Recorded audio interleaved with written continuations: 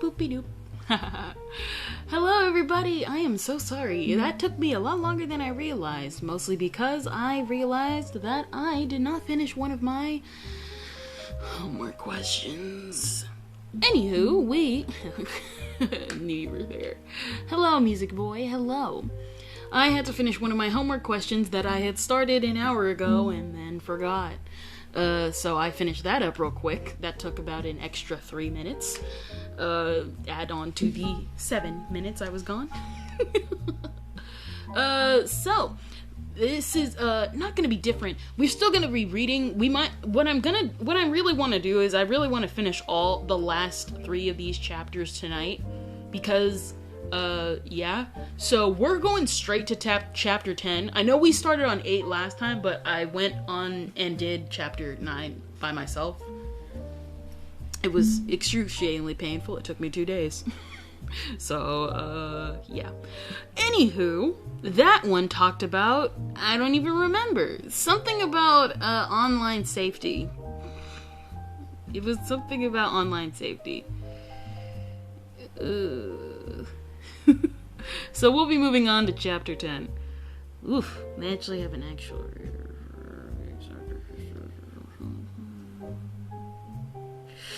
I got a comment from like the whole raid. What is it? Like the whole Zion graduation thing. That's been crazy this morning. It was not unexpected though. I kind of expected it. I don't want to, but I kind of expected it. Anywho, we're gonna be spending the next, I have no idea. We'll be spending the next couple hours here at this table talking and chatting up. Now, the good thing is a lot of these chapters are short, only like capping at 30. Online safety, yes, the thing we tell children. Yes. Yeah. That, and I don't think what is it? They covered a lot. They covered actually a lot regarding online safety. And even then, I think, hello, quarantine. Even then, reading through the chapter, I realized maybe this isn't toss friendly. This isn't very term of service of you, Kendra. Chapter 9 dealt with online safety, and a couple things in there were not terms of service friendly. I missed you, Kendra. I wondered where you were. Okay, so like, alright. I guess before we begin, we can talk a little bit. We'll start reading at 10, and then I won't stop until I reach the end of the chapter, if that's okay with you guys. So, or at least when I just want to take a break a little bit. So, I did exams for past few days. Yeah. What is it? Exam season is kind of coming in. What is it? I just got done with one of my finals for one of my classes. I was so happy because the class was easy, but it felt so hard. Because, like, it wasn't, like, something I was really passionate about. I got a good grade on it, though. Teacher said I was confident with my speech. He said I would do good. It was like an interview. It was like, he said I'd do good if I were in interviews. I think I did really good. I recorded that thing over 50 times. Because I'm a perfectionist when it comes to stuff like that. When it comes to, like, video footage and stuff like that. For one of my assignments for one of my other class, I was learning... I have a confession, Kendra. What?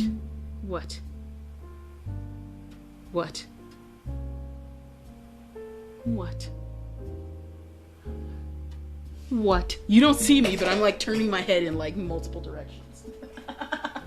Or at least getting close to clockwise turn. Can't do full clockwise, though. Might hurt.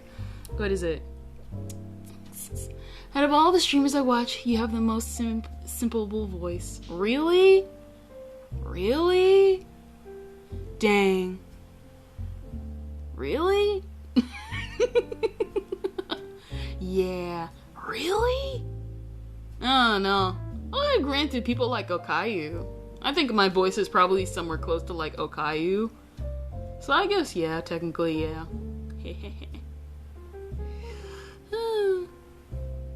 Yeah, I put my voice, like, I kind of, like, sometimes, like, some voice ranges, I kind of categorize things a lot, so I tend to categorize my voice and stuff like that. So I kind of put mine in the same range as Okayu. So I'm not like super surprised, but at the same time, I'm like, really? I just spent 15 hours working on an essay for an exam for one of my classes. After turning it in, I realized I forgot to cite sources.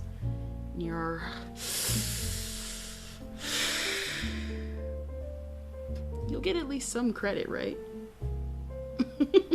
Listen. Man, what is it? That reminded me of that time where, like, our teacher wanted us to do, like, the cite sources thing and, like, the little, like, definition captions thing. I don't remember what grade I got it. I think I got at least, like, a 70 or something on that thing. I have no idea.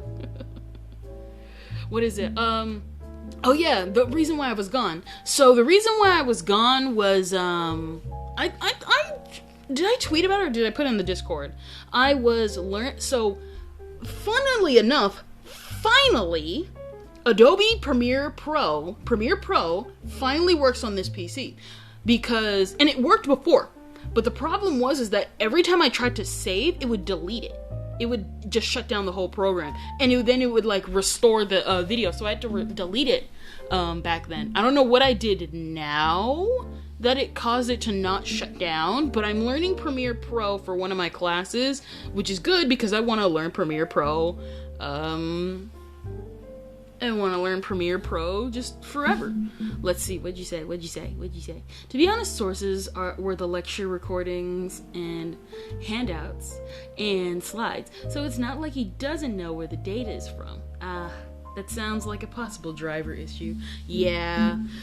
It kind of was like that, but it got fixed, so it's not shutting down when you do that. Let's see. Quarantine 7 watched 3 consecutive streams this month and sparked a watch streak. Thank you, Quarantine. Thank you. You watched a total of 3 consecutive streams this month because I actually streamed. Oh, man. And then, as a result, I was able to learn Premiere Pro, and so last week I was going to stream chapters 9 and 10, but I got so caught up in trying to learn Premiere Pro for the assignment, and because I wasn't doing my thing right, I ended up getting sucked into editing on this very special PC. There's a reason why I'm upgrading. Listen, we're getting close. Next item is the GPU. God bless us all, the GPU. I did find one that's compatible. You just know how those GPUs are. They're like, oh yeah, so like this is $500, this is $300. Oh, the GPU? Yeah, let's just make it close to 2,000. Yeah, we're just gonna make it close to 2,000. You know, the thing that's super important, unless you want to stream in a toaster.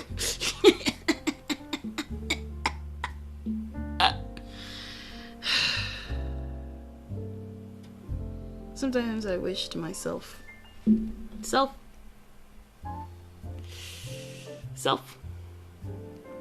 I hate you all. Computer industry, I shall find thee one day. Hey, it makes sense. That's just how it is. And then I got sucked into doing that. What is it? So what I wanted, and so then I remembered some stupid stuff. What else was I doing that week? Oh yeah, that's right. And so what happened was that the second reason why I also got sucked into doing Premiere Pro was because I had to check out a camera from my school. And we were going to film that day, and I had the perfect lighting, the perfect everything, but I was given the wrong SD card, and so I had to shoot mock footage off of my phone. So I gotta spend next week recording. Good thing though, the thing is we got break. Mikuo Hatsune TTV. What's up, Mikuo? Everybody say hi to Mikuo. Mikuo's cool. What's up? Hello. And explain external GPUs to another person. They stream too. That's why they want better GPU.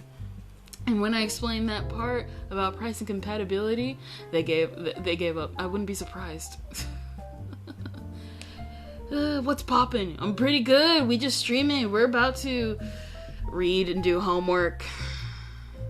We have to start reading in about 4 minutes. And I don't want to.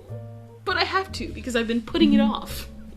Literally, I actually have to finish this up at least today or tomorrow. Let's see. Alright. I gotta change the setting on that, but I don't really care. It'd be cool. We have no class next week, at least. Yeah. What is it? Yeah, spring break's coming up for everybody. Yeah. Sockwobbits. Sockwobbits from Equal. Yeah. What is it? Spring break's finally coming up for everybody. I'm so happy. Say quabbits from Equa. Quabbits! And so, I've had to like shoot some mock. I had to shoot some mock footage for everyone. I'm not getting to go home for spring break, yay me. Dang. Or cool. Depends on how you see it. On the one hand, you don't get to see your family. And on the other hand, you get to stay home. Alone. And do whatever you want. What? No, just be like that one tweet. I'm not reading all that. I'm sorry about you. Or I'm happy for you. Whichever the one is. I'm wasting my life in League. That's all. League. I'm going to recurring even before because I need. I'm going to an event. I'm going to a recurring event because I need co-op for college. What? I'm about to waste my life in Halo. Oh no, 2 minutes. No. I actually want to check out Halo. I'm not checking out League. I keep hearing about the League, and every single time something happens in League, it's always, if somebody gets toxic, it's because of League. And I mean, I'm already kind of internally toxic myself. I just don't unleash it in front of you guys. Not yet. We'll talk about the lizard people another day. Okay, I'm not that crazy, but yeah. Play Halo with me. I don't know. I play Halo better when I'm relaxed. And Kendra's voice is super relaxing, so play Halo with me.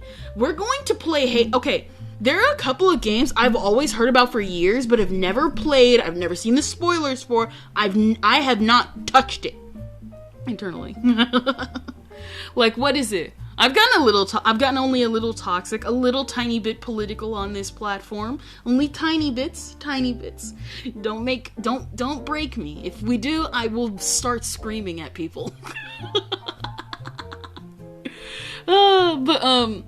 I've never played. There's a lot of games I've never played before. Halo, Call of Duty, all that stuff. We probably won't play Call of Duty, but I'm definitely interested in Halo, especially since my sister got to play with it with her friends for the first time, and she's molded and like raged at me, and it's so funny. League's toxicity is overplayed. I don't know, bro. I keep seeing actual League players like become super toxic. It's not actually that toxic most of the time. You see that? Most of the time. You see that?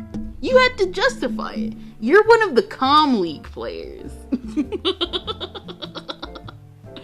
What is it? I've never played Portal also. So we will actually be we will have a first time playing Portal on here. Me? Yes. You're one of the... Please don't use Tyler 1 as an example. A calm League player. Well, every time you talk to me, you tell me that. That's a good one. Yeah. Every time you talk to me about League, you're pretty calm. You mostly just talk about Skit. No, you're just pretty calm with League, bro. What is it? Like I said, I've never played Portal before. League is okay, but Valorant is absolutely worse in every way. I don't doubt it. Here's the thing also about why I probably wouldn't play League. Because even if I did... Mika is not a calm League player. I am in a VC with him and he is raging right now. I love Portal. It's not fun. It's overly monetized and the community sucks. I'm gonna play Portal 2 soon. Yeah, don't spoil me. The only thing I have touched regarding Portal was because I was in the Land of the Lustrous subreddit, and they played a song from what I am not. What is it? I've only what's that song at the end of, I guess, Portal 2? Something about Gladys. The also reason why I don't remember a lot from Portal also is because, you know, like the lol. What is it? The last time I also touched a lot of Portal content was back then with the theories with Wanchigan. Yes, that one, Wanchigan. That's the only thing I've ever interacted with Portal current day. The last time I interacted with Portal was like what? Back then when like Watch Mojo used to dominate a lot. When they did when people were sharing around their theories like of Gladys and stuff like that. I don't know if those theories are true or not. Don't spoil me. I'm pretty sure if like vaguely I remember some of them being like confirmed in Portal 2. But that, like I said, it was like a lot. I used to watch a lot of top 10 lists and all that stuff back then. Didn't everybody? All right, everybody. Now we must suffer. For I must read. And I won't stop until the chapter is done. We have 3 chapters, close to 30 pages apiece. You have a Discord server? Yes. I have. It's linked in the, it should be linked on the, channel page. Yeah. Alright, guys. What chapter are we reading? Chapter 10, Information Systems and System Development. I hope you love this ASMR class, guys. Bruh, Miku has no brain cells.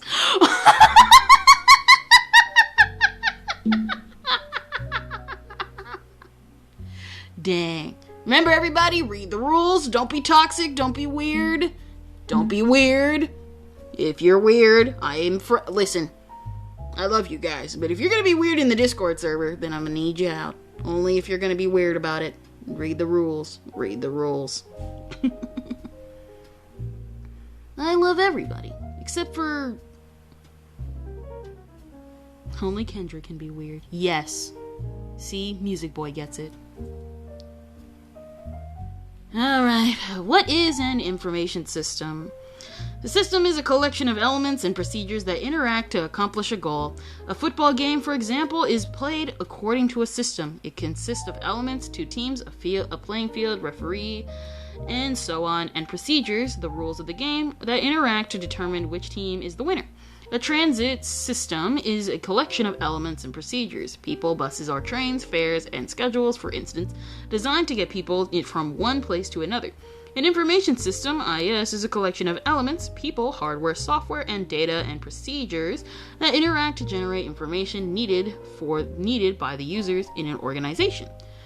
Information systems manage and process data from the time it is generated from a data, such as data resulting from other documents and other business transactions. Though its conversion into information, typically information systems are computerized, although they don't have to be. The information that information systems provide is used to support a wide variety of activities, from day-to-day transactions to long-term strategic planning. Although the majority of information systems within organizations serve employees, some information systems need to be accessed by customers and suppliers, as well as by employees while on the go. Consequently, information systems are increasingly being designed for remote access, such as via the internet and via mobile devices.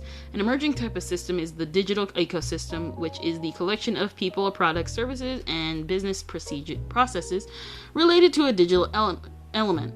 For instance, the Apple digital ecosystem consists of Apple hardware, software, and online services.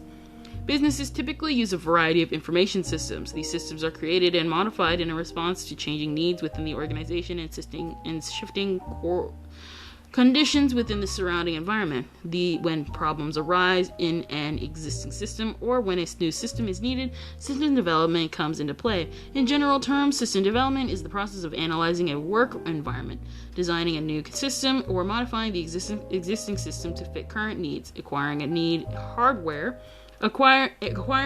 needed hardware and software, training users, and getting the new or modified system to work. System development may be required for many reasons. For instance, many new laws may call for the collection of new types of data or require specific reports regarding financial data, or may implement new security or privacy procedures, such as those required in the United States by the Sarbanes-Oxley Act and the Health Insurance Portability and Accountability Act, HIPAA, privacy rule, respectively. A government may also change the legal requirements for retaining business data. In addition, new technology may prompt the revision of a system. For instance, it is common today for a business to provide customers and suppliers with access to some information systems via the internet, and the growing use of RFID, NFC, EMV credit cards.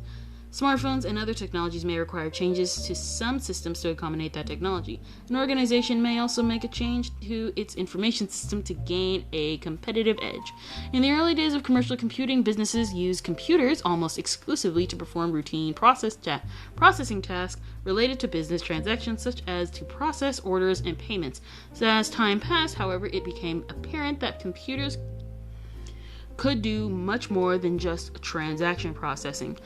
They could also provide a variety of information to assist employees with decision making. In addition, computers could be used to better understand the structure and operations of a company in order to make better strategic decisions.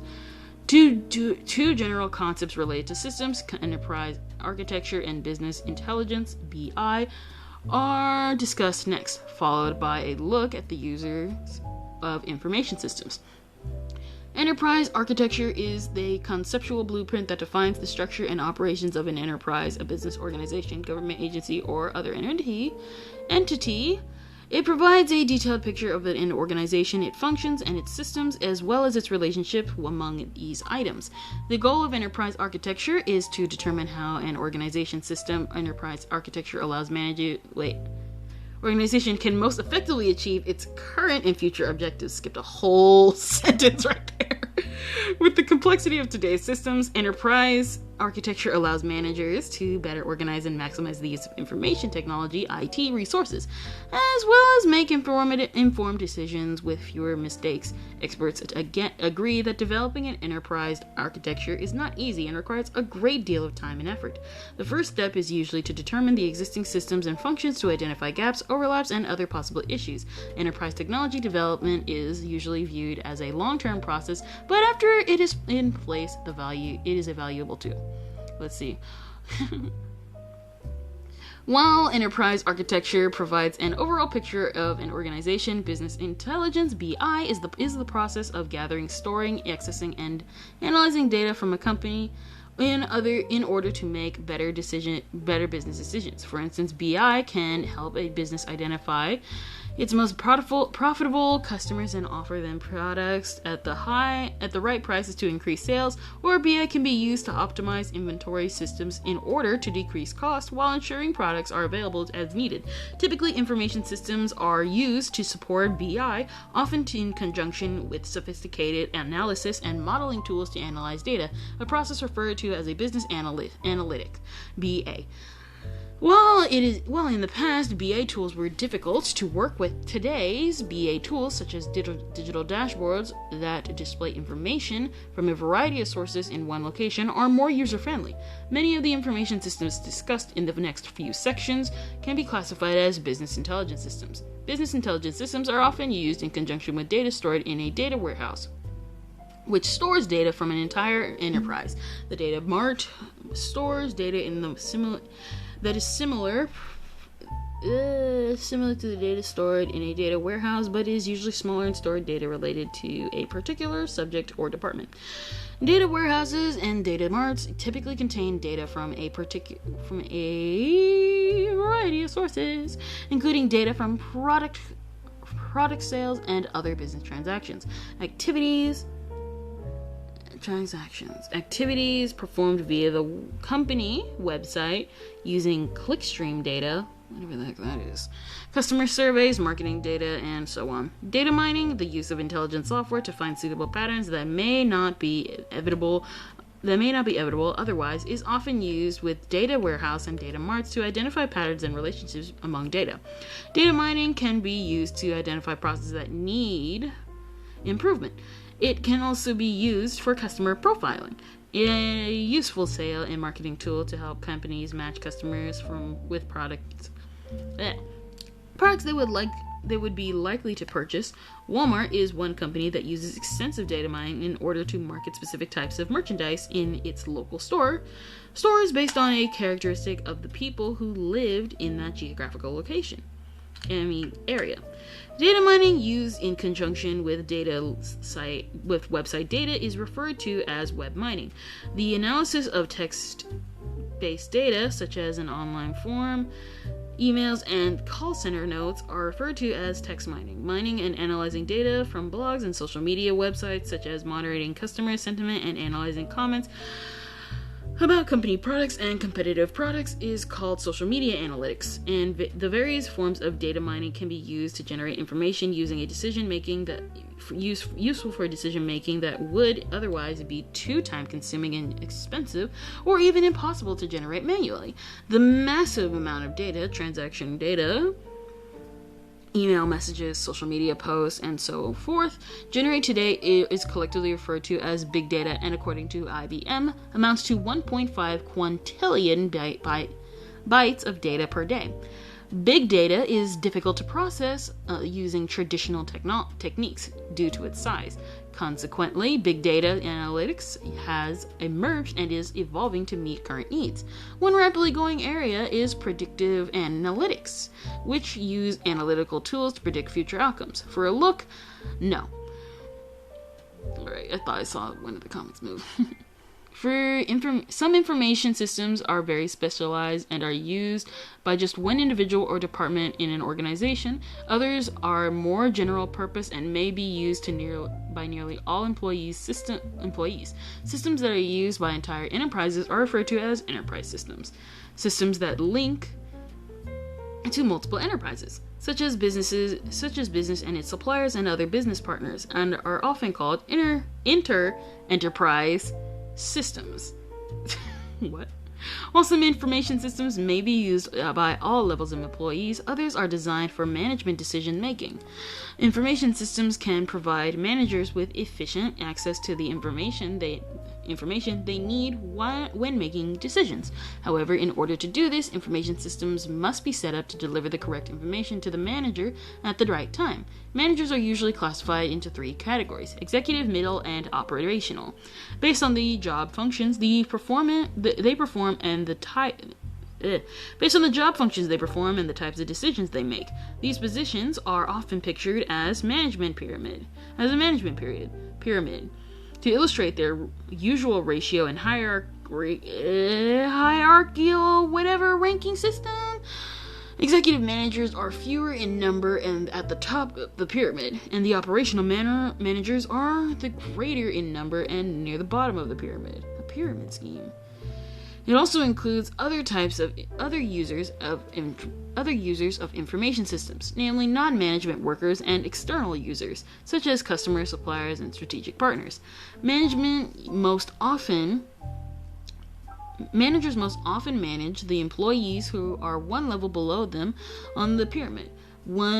For example, executive managers are typically in charge of middle managers, and operational managers supervise non-management management workers. Each group of users and the type of decisions those users typically make are summarized next. Here is all of them.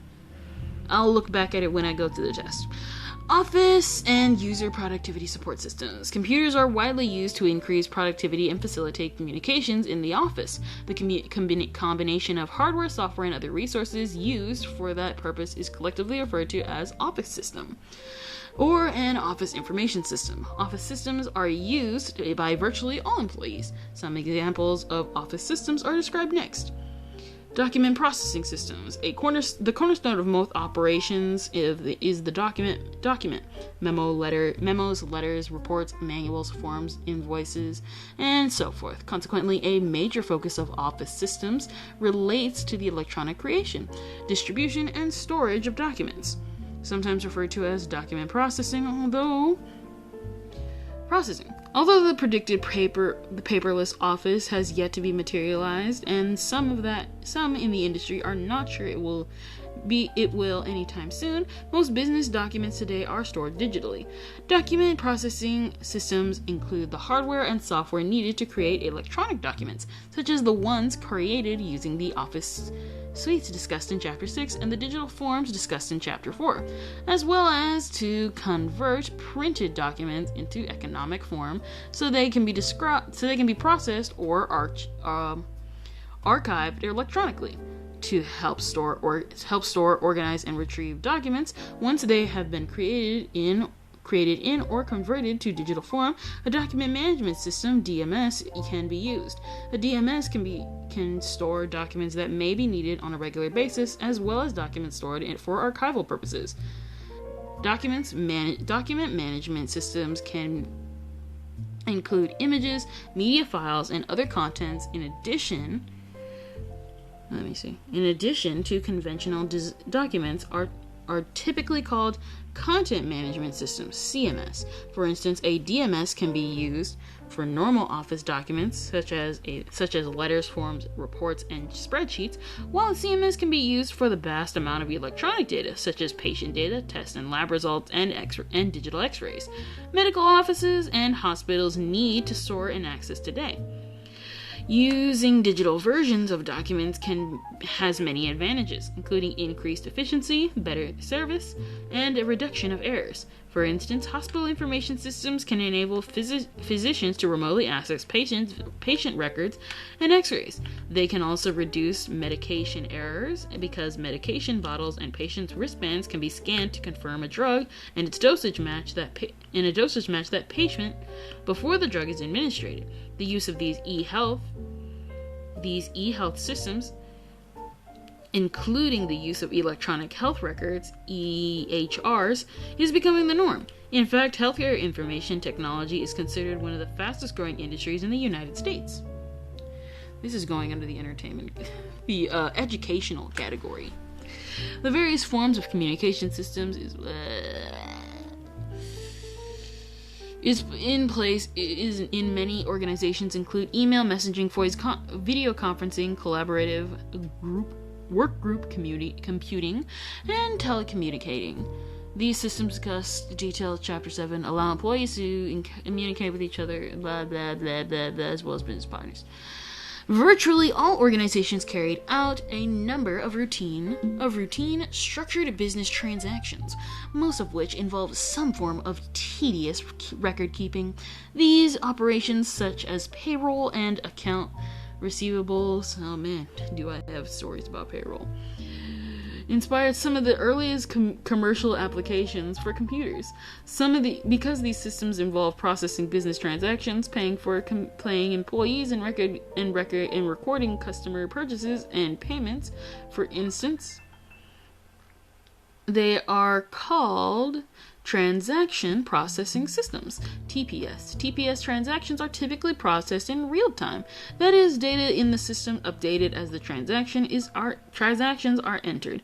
These contracts with batch processing, in which a set batch of transactions are collected over a period of time and then processing altogether, such as each event be without an interaction with the user. While batch processing is still sometimes used for large routine tasks such as printing payroll checks and invoice, most TPSs today use real-time processing. Some of the most common types of transactions processing systems are discussed next. In addition to the normal business transaction processing systems, there are also specialty transaction processing systems used by law enforcement and the military, financial institutions, and other organizations. For instance, city, state, and federal governments need systems to process tax payments, fines, and other transactions, and law enforcement and judicial operations need systems to issue citations and judgment. Like other transaction processing systems, these systems are increasingly being automated. Whether by phone, by mail, via the internet, or in person, many organizations handle some type of order processing on a daily basis. The system used to help employees record order data are called order entry systems. Two types of order entry systems are e-commerce systems used for financial transaction performed over the internet, and point of sale POS systems used for purchases that occur in person, such as a brick and mortar store checkout counter or in a restaurant. Payroll systems compute employee taxes, deductions, and pay, and then use that information to issue paychecks. These systems also typically prepare payroll reports for management and for tax purposes for federal, state, and local governments. Accounting systems refer to the variety of systems in place to record the details of a company's financial transactions, such as payments and purchases. For accounting purposes, for instance, accounts receivable systems keep track of customers' purchases, payments, and account balances, and produce invoice and monthly account statements. Accounts payable systems keep track of purchases made and bills to be paid, and then issue checks when needed. Many accounting systems feed into a general ledger system, which keeps track of all financial transactions and processes incoming statements, balance sheets, and other accounting documents. Many information systems are designed to help individuals make decisions. Some of these systems assist with routine decisions. Others are designed for less structured decisions through the most common types. Blah blah blah. Management information system (MIS). A management information system (MIS) is an information system that provides decision makers with regular routine and timely information that is used to make decisions. In other words, the goal of a MIS is to provide managers and other decision makers with the information they need to perform their job. Often the data used by a MIS to obtain during transaction processing, for example, a sales manager might receive reports on a regular basis detailing the sales order received during a certain time period. An inventory supervisor might receive reports summarizing the current status of an inventory and a manager in the accounts receivable department might receive a report on a regular basis that lists customers with overdue balances.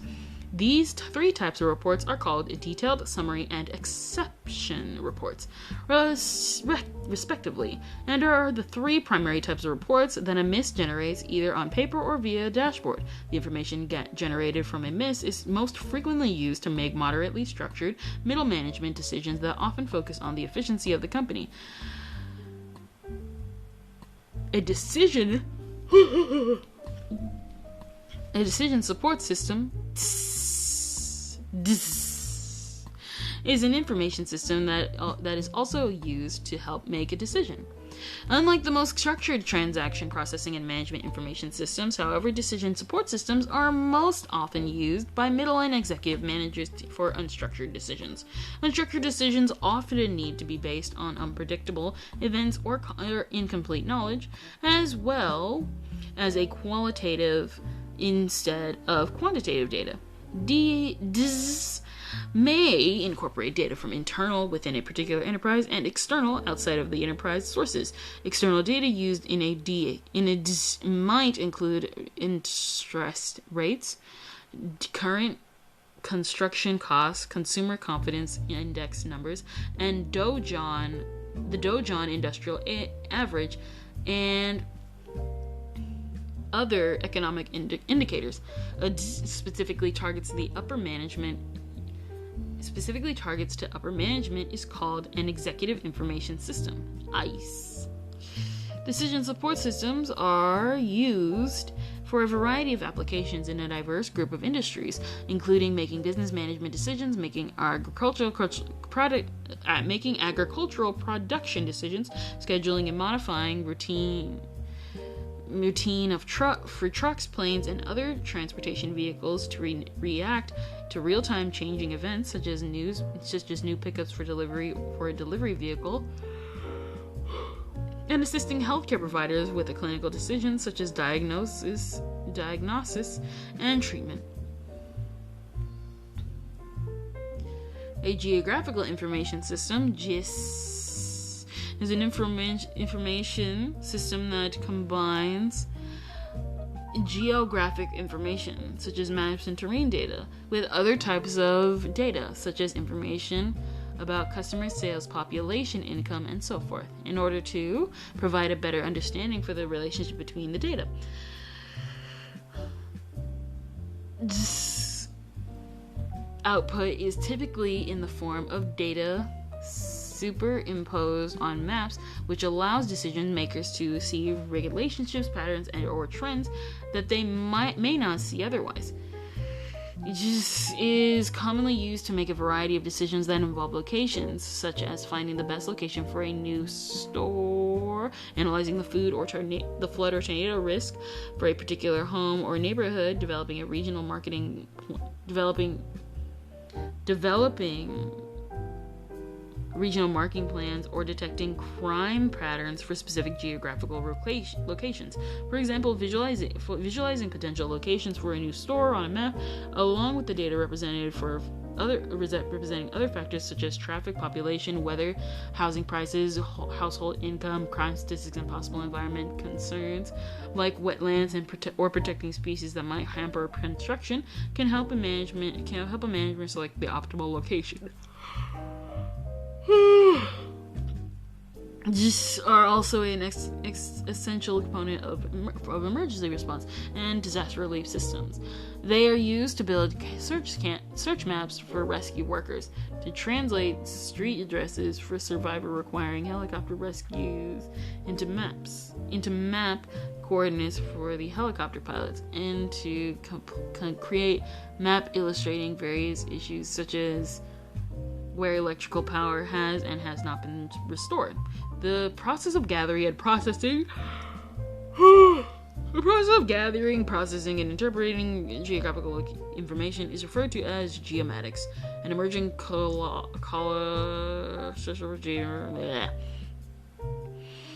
electronic data interchange,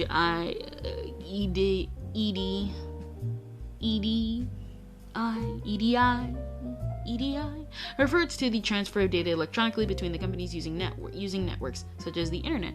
With EDI, the computers located at one company are linked to the computers of key computers and suppliers, so the business data and information such as the purchase order and invoice can be exchanged electronically as needed. EDI can speed up business processes, sets of tracks and activities used to accomplish a specific organizational goal tremendously, such as by enabling a company to order the appropriate material automatically from the appropriate supplier, with the stocks of those materials have reached the designated reorder point. Enterprise Resource Planning, ERP, is a special type of large integrated system that ties together all types of company activities such as planning, manufacturing, sales, marketing, distribution, customer service, and finance. Instead of each department having its own separate system, as in the past, the ERP system combines them all into a single integrated application. Data is usually stored in a central database, and the ERP system provides a standard access medium to all employees who need to access the data. For example, when an order is placed, the employee who takes the order from a customer has all the information necessary to complete the order, such as the customer's credit information, and shipping address, the company's inventory level, and the shipping schedule. Throughout the order fulfillment and billing process, everybody in the company who deals with the order has access to the same information related to the customer's order without having to re-enter the data. When one department finishes with the order, ERP systems may automatically route it to the next department at any point in the process. The order status can be determined by anyone in the company authorized to access the system. Today's ERP applications are commonly web-based, so authorized users both inside and outside the company can get easy access to ERP-generated data. When information from an ERP or other type of external system is exchanged between different applications, either within an organization or between organizations, it is called Enterprise Application Integration, EAI. Inventory management systems, sometimes called inventory control systems, are systems designed to help track and manage inventory. They can help optimize ordering to reduce cost and management inventory in real time during the manufacturing or order fulfillment process. Many are web-based, so they can be accessed using any device from anywhere and can be integrated inventory with sales from multiple channels, such as for businesses that sell products via multiple online storefronts as well as via direct businesses. The process of overseeing materials as well as the information and finances related to these materials as they move through the entire supply chain from the original supplier to the customer is often referred to as supply chain management, SCM. The goal of SCM is to reduce operating and inventory cost while meeting delivery objectives and increasing profits. That is, to be able to deliver the right product to the right place at the right time and at the right price. One ordering strategy sometimes used in manufacturing to eliminate wasted materials, such as materials, money, and warehouse space, is just-in-time, JIT.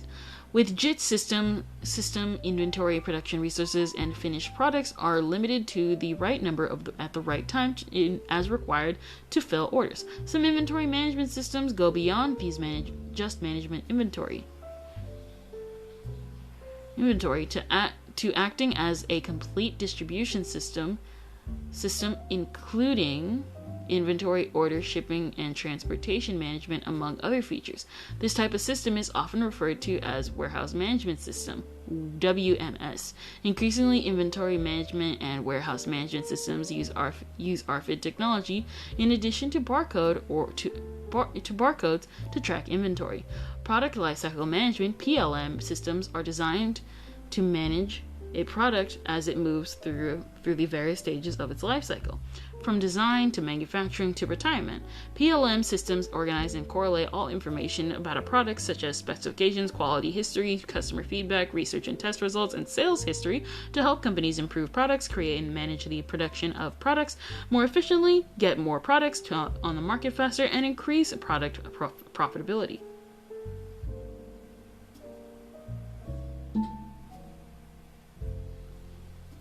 Hold on. Yeah. Profitability. Both inventory and product lifecycle management systems are often designed to work together with other systems, such as company ERP systems.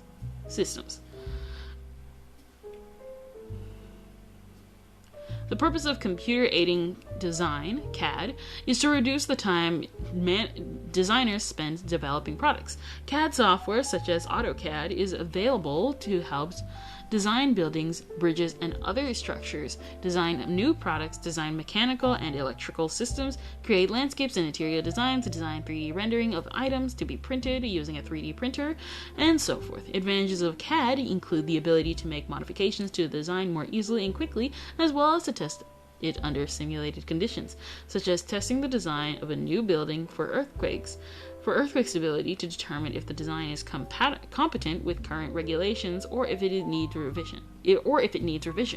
In addition, the ability of most CAD programs today to create realistic 3D renderings of the designs allows individuals to more easily picture what a finished product would look like, including walking through a new building or landscape design virtually. These features allow accurate decisions to be made early in the design process to save both time and money.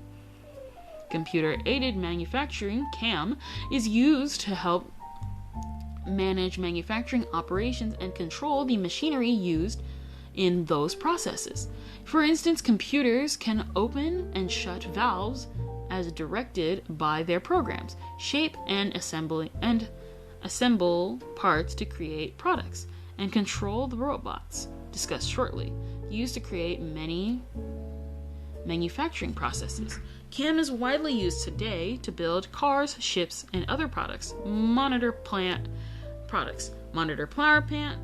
power plants, manufacture food and chemicals, and perform a number of other functions. Advantages of using CAM include consistency, human safety, and reduced manufacturing time. CAD and CAM are commonly used in conjunction with each other, referred to as CAD-CAM systems, to speed up both the design and manufacturing products. For instance, the introduction of CAD-CAM systems used to design and produce custom-made sockets used in prosthetic limbs for injured U.S. soldiers has greatly reduced the need to fit the soldiers with new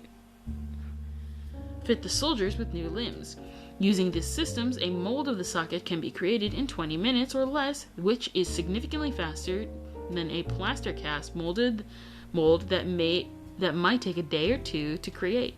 Because soldiers require new sockets as their limbs heal, up to eight before leaving the hospital, the system is significantly improved in the treatment of these types of injury. This type of injury. In addition, the recent explosion of 3D printers can lead to CAD-CAM systems consisting of software to design objects can be printed, as well as software to control the 3D printer. Although they cannot yet think completely on their own, computers and software programs have become more sophisticated, and computers are being programmed to act in an increasingly intelligent manner. These computer systems perform in a way that would be considered intelligent if observed in human beings. It is referred to as artificial intelligence, AI. For a look into two activities, some of the initial advances in AI were made in the area of game playing, namely chess. Early chess playing programs were easily defeated by amateur chess players, but as computers became more powerful and AI software became more sophisticated, chess playing programs improved significantly. In 1996, IBM's Deep Blue computer won 2 of 6 games in a chess match against the world chess champion Garry Kasparov. Sorry, Gary. A landmark moment in AI history occurred in 1997 when Deep Blue beat Kasparov in a rematch, winning the match 3-half to 2-half. 3 of the 6 games ended in a draw, and in late 2006, world chess champion Vladimir Kramnik lost a match to the chess program Deep Fritz, the beginning of the end of human beings being able to beat chess programs, in the opinion of some AI researchers. One reason for this is that once the human player makes a mistake, there is no hope there would be with the human opponent. With the computer opponent, the computer opponent will make its own mistake at a later time to level the playing field in that game. A more recent development in the area of AI and game playing is IBM's Watson supercomputer that has the ability to analyze complex questions and form answers well enough to compete with human beings on the Jeopardy game show and win. Watson is designed to mirror the same cognitive learning process that humans have. It gathers data from a wide variety of sources at unprecedented speed, and then interprets and evaluates the data in order to find and disclose patterns and offer answers that humans may not have discerned, much faster than any person or group of people ever could. With the increase of big data applications, expanding this ability to teach computers to find and classify desired patterns in massive quantities of data, called deep learning, is growing in importance. Watson, for example, is used in a wide variety of industries, including healthcare, finance, government, retail, even sports. Some recent advances include teaching Watson how to see and analyze medical images, as well as teaching it how to communicate in languages other than English, including Spanish, Portuguese, and Japanese. Another recent AI development is the new Qualcomm smartphone processor that includes AI, which is used to detect and adapt to security and privacy threats. While today's AI applications contain some aspects of artificial intelligence, they still tend to mimic human intelligence rather than display pure intelligence.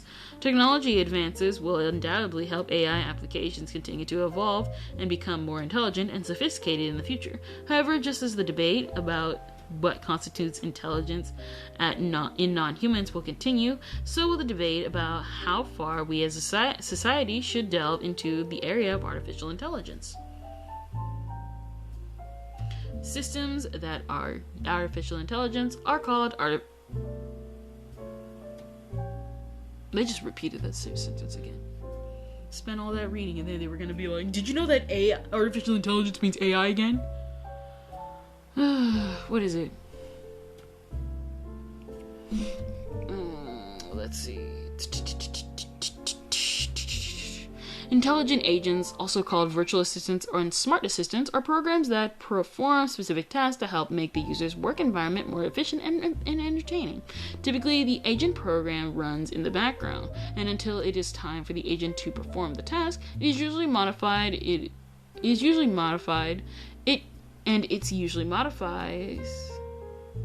its behavior based on the user's actions or instructions.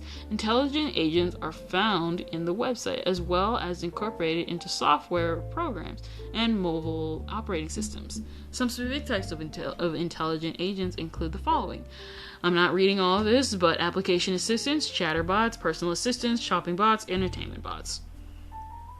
Intelligent agents are expected to be an important part of a semantic web, a predicted evolution of the current web, and in which all web content is stored in a manner similar to data in a database so that it can be retrieved easily when needed to fulfill their user's request. To accomplish this, the semantic structure of the data is defined in a standard manner using tags and other identifying data similar to the way XML is used to mark documents and data today in a universal manner.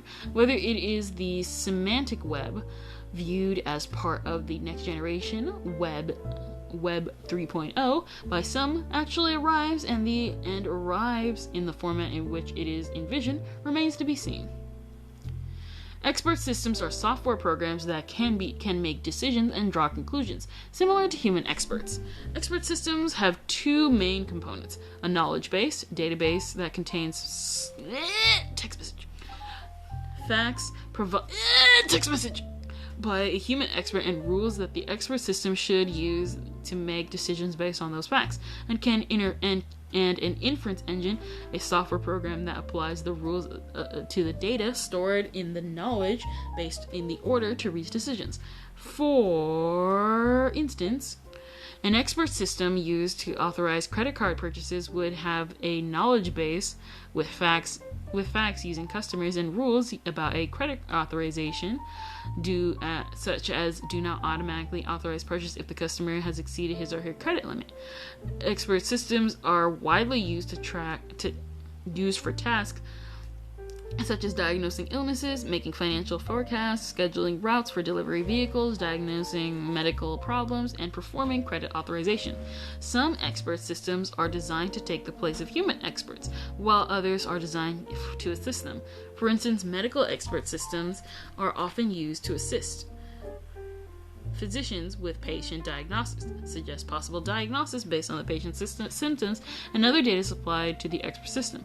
Because it has access to an extensive knowledge base, the expert system may provide more possible diagnosis to the attended physician than he or she may have thought of otherwise. When using an expert system, it is important to realize that its conclusions are based on the data and rules stored in its knowledge base, as well as the information provided by the users. If the expert knowledge is correct, the inference engine program is written correctly, and the user supplied accurate information in response to the questions posted by the expert system, the system will draw correct conclusions. If the knowledge base is wrong, the inference engine is faulty, or the user provided inaccurate input, the system will not work correctly. Artificial intelligence systems that attempt to imitate the way human brains work are called neural networks. Neural networks are also called neural nets, are networks of processes that connect together in a manner similar to the way the neurons in the human brain are connected. They are designed to emulate the brain's pattern recognition process in order to recognize patterns in data and make more progressive leaps in association and predictions than conventional computer systems. Neural networks are used in areas such as handwriting, speech, and image recognition, medical imaging, crime analysis, credit card fraud detection, biometric identification, and vision systems that use cameras to inspect objects and make determinations. For example, the systems that check products for defects at manufacturing plants, or that recognize stamps during postal processing. Neural network technology is also starting to be applied to computer chips. These chips are called neuromorphic chips, use interconnected neuron-like components to be configured more like brains than additional chips, and are expected to help computers and other devices anticipate and learn as well as speed up processing. Robotics is the field devoted to the study of robots. The floor is the floor. Devices controlled by a person or a computer that can move and react to a sensory input. Robots are widely used by the military and businesses to perform high precision but monotonous jobs, as well as to perform tasks that are dangerous or impossible for humans to perform.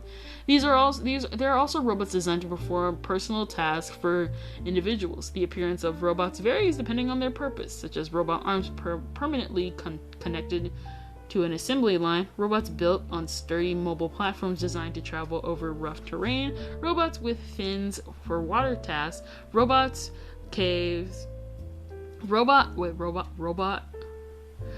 shaped like animals, such as snakes or spiders, to give them special climbing abilities, and robots that resemble pets or human beings for consumer applications. Some examples of how robots are used extensively by the U.S. military. For instance, they are used in areas of conflict to investigate caves, buildings, trails, and other locations before soldiers enter them to make sure the locations are safe. They are used to help soldiers locate and dispose of bombs, landmines, and other explosive devices. In addition to land-based robots, there are also military robots designed for underwater use, as well as remote piloted aircraft, RPA, also called unmanned aerial systems, UAS, or drones. Currently, military robots are controlled remotely by soldiers, though researchers are working on more autonomous robots that can navigate on their own, perceiving obstacles and determining their course without continuous directions from a human operator to accompany soldiers into combat. According to a national security expert, John Pike, the autonomous armed robotic soldiers may become a reality as soon as 2022. We have Uber robots. Guys. We're getting there. Another military robotic application is the exoskeleton suit, whose name refers to a hard protective or supporting outer structure. Currently being researched and developed in the United States by several organizations under grants from the Defense Advanced Research Project Agency, DARPA, exoskeleton suits are wearable battery-operated robotic systems designed to give an individual additional physical capabilities and protection. For instance, an exoskeleton suit can give a soldier the ability to run faster and carry heavier items that he or she could without the suit. Up to 200 pounds at a top speed of 10 miles per hour for one prototype. One recent new military exoskeleton application is a system that senses and corrects even slight arm tremors in order to increase shot accuracy. Exoskeleton suits in the future may include additional capabilities, such as being made of bulletproof material that is able to solidify on demand to form a shield or turn into a medical cast if the soldier is injured. Other possible features of an exoskeleton suit include changing its color automatically for camouflage purposes, relaying information via sensors about a soldier's health, injuries, and location to field headquarters, and administering painkillers or applying pressure to a wound when directed by a physician. DARPA is also involved in the development of a robotic prosthetic arm that feel, look, and perform like natural arms. These robotic arms will be used by military personnel who are injured in line of duty. Robots are used in business for a variety of purposes, such as looking for intruders, gas leaks, and other hazards, such as working on factory assembly lines and other monotonous tasks. Robots are also used for mining coal, repairing oil rigs, locating survivors in collapsed mines and buildings, and other dangerous tasks. They are also used to facilitate video conferences and other remote presence applications by sitting in for a remote participant and relaying video and audio images to and from the participant. For instance, the remote presence robot shown in black is designed to enable remote individuals, such as team members, supervisions, consultants, etc., to more actively participate in meetings and other face-to-face encounters from their remote locations. In addition, robots are used for robot assisting surgery and for service tasks such as search and rescue missions and fighting fires. There are also a number of personal robots, sometimes called service robots, available or in development to assist with personal tasks. Some personal robots are primarily entertainment robots and are designed to interact with people, such as by reciting phrases, delivering messages, taking photos or videos, or singing and dancing. Others are designed to be toys or companions to children. Still, other personal robots are designed for household tasks, such as to mow the lawn, vacuum the floors, wash windows, or clean the pool. Some personal robots can act autonomously once they are assigned a program. Others are designed to be controlled remotely, increasingly via smartphone. Some personal robotic applications in the development of personal exoskeleton suits, which are becoming available to enhance individuals' abilities, such as to help the elderly or disabled individuals walk or lift things more easily, as well as to enable active individuals to be more physical. For example, the exoskeleton suit was designed for using a 3D scanner, and printed using a 3D printer in order to be custom fitted. It enabled the wheelchair-bound recipient to walk for the first time in over 20 years. Cool. Household robots can assist individuals with more complex tasks, such as putting away the dishes or picking up toys before vacuuming the living room or a little further in the future. After robot technology improves to allow for better navigation and improved physical manipulation, and after prices come down, in fact, it has been reported that the South Korean government expects to have at least one robot in every South Korean household by 2020. Robots of the future are expected to have more humanoid form than the household robots currently on the market. And we kind of can see it. Look at Megan, guys. Look at Megan. Many would agree that the use of robots has numerous benefits to society, such as adding convenience to our lives, replacing human beings for dangerous tasks, and monitoring and assisting the disabled and the elderly. But some individuals are concerned as true artificial intelligence becomes closer and closer to reality, a class of robots with the potential for great harm could be created. For instance, some individuals believe the extensive use of military robots could lower the barriers of warfare because they take stage to attack with little immediate risk to human soldiers. In responsible organizations, including the South Korean government and the European Robotics Research Network, EURON, as well as OSHA, the Occupational Safety and Health Administration, in the United States, are developing standards for robots users, and manufacturers are concerned with the operate use and development of robots.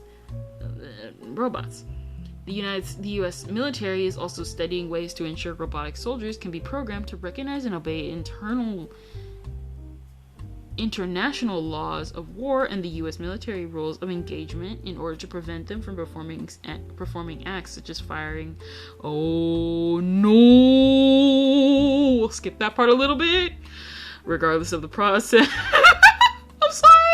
Regardless of the progress made in implementing controls on robots, the roles robots should take in society are likely to be debated for quite some time. We're skipping that part. Oh no! Oh no! Lol, it's okay. It wasn't like super bad, but like at the same time, I'm not sure if I can read that out.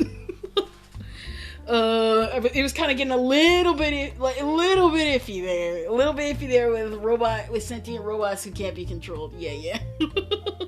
Hello, Nuclear Snow Fox. It's nice to see you.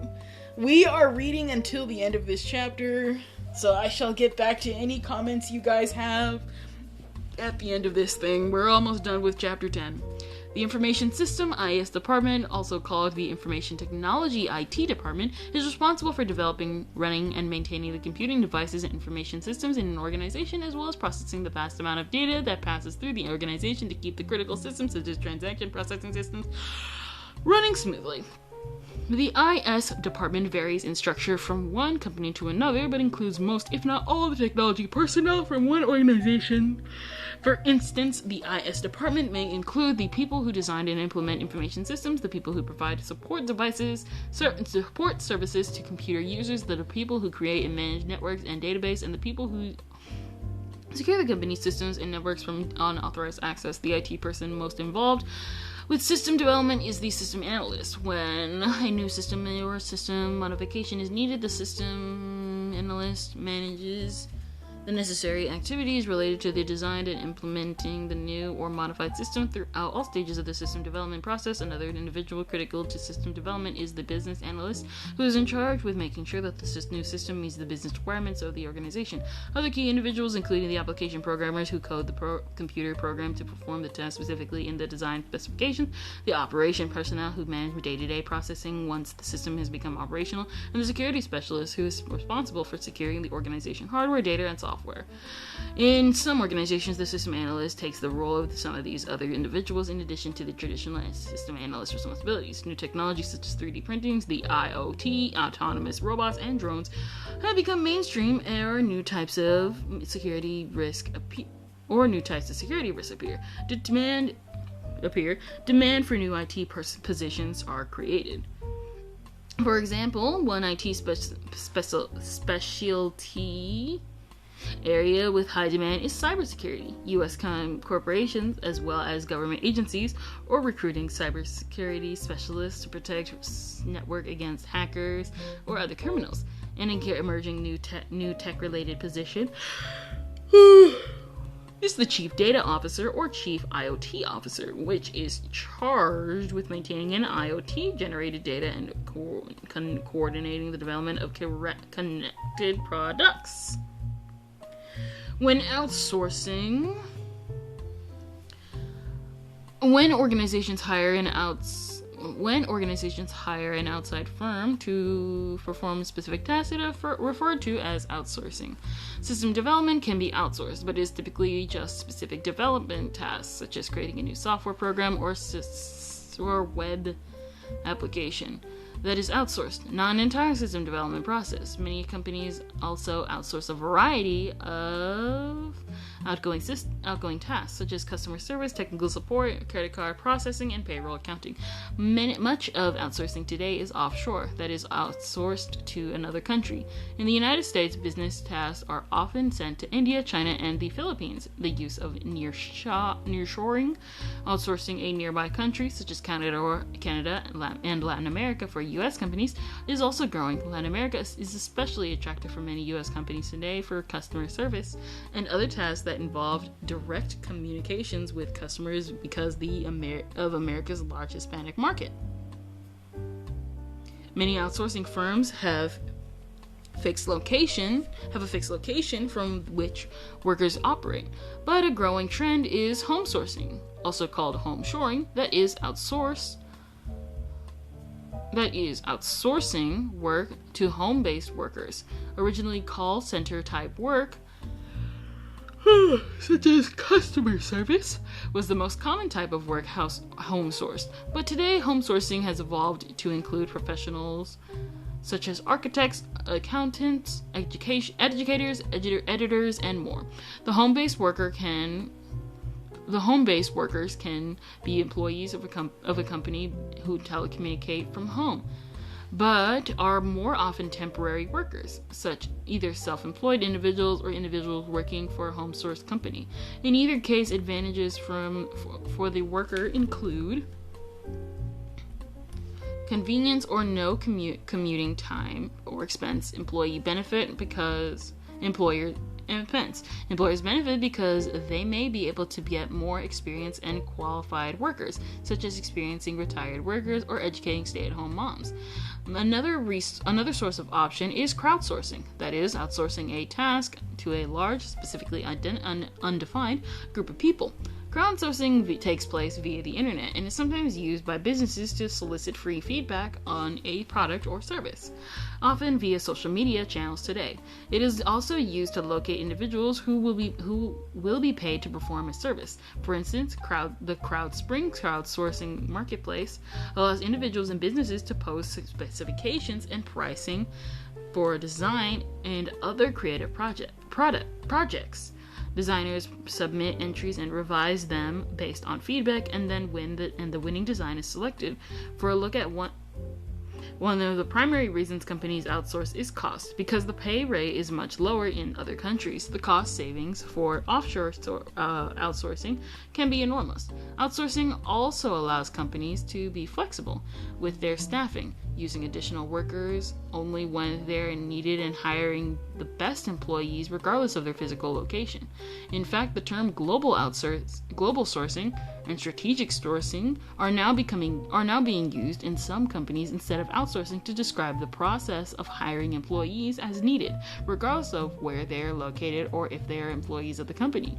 Some companies are also committed to practicing socially responsible outsourcing, looking at factors such as how an outsourcing company treats its employees, interacts with its community, adheres to the high ethical standards, and minimizes the impact on the environment while selecting an outsourcing company. This new focus is socially responsible outsourcing stems from a variety of factors, including the emergence of outsourcing a critical process at many companies, the increased attention on ethical standards within a company's own operations, and recent concerns about poor treatment or working conditions of employees at outsourcing companies. While outsourcing has its advantages, it is not without drawbacks. Personal changes at the outsourcing company, conflicts between in-house and outsourcing personnel, communications problems, and cultural differences may all create issues. In addition, quality control and security is very important, especially in companies such as China and Russia that are known government-run cyber espionage programs target U.S. companies. Some outsourcing companies try to reassure their clients by usually utilizing very strict security measures, such as conducting employee search, providing no opportunities for employees to copy files, allowing no outside phone access, and so forth. At other outsourcing companies, however, security measures are lax, and when a problem such as the theft of data or proprietary information occurs, prosecution and data recovery are much more complicated because they must be pursued via law enforcement agencies at the outsourcing company's country. Many concerns in the possibility of offshore outsourcing being used to sabotage software or otherwise launch cyber attacks using U.S. and the United States and companies. To minimize these risks, some companies are creating captive offshore sites in countries where it is less expensive to do business. That is, organizing their own facilities and hiring employees in a foreign country instead of using a third-party outsourcing company. Although more expensive than conventional outsourcing, captive offshore does give a company much more control over the employees and the procedures than with conventional outsourcing.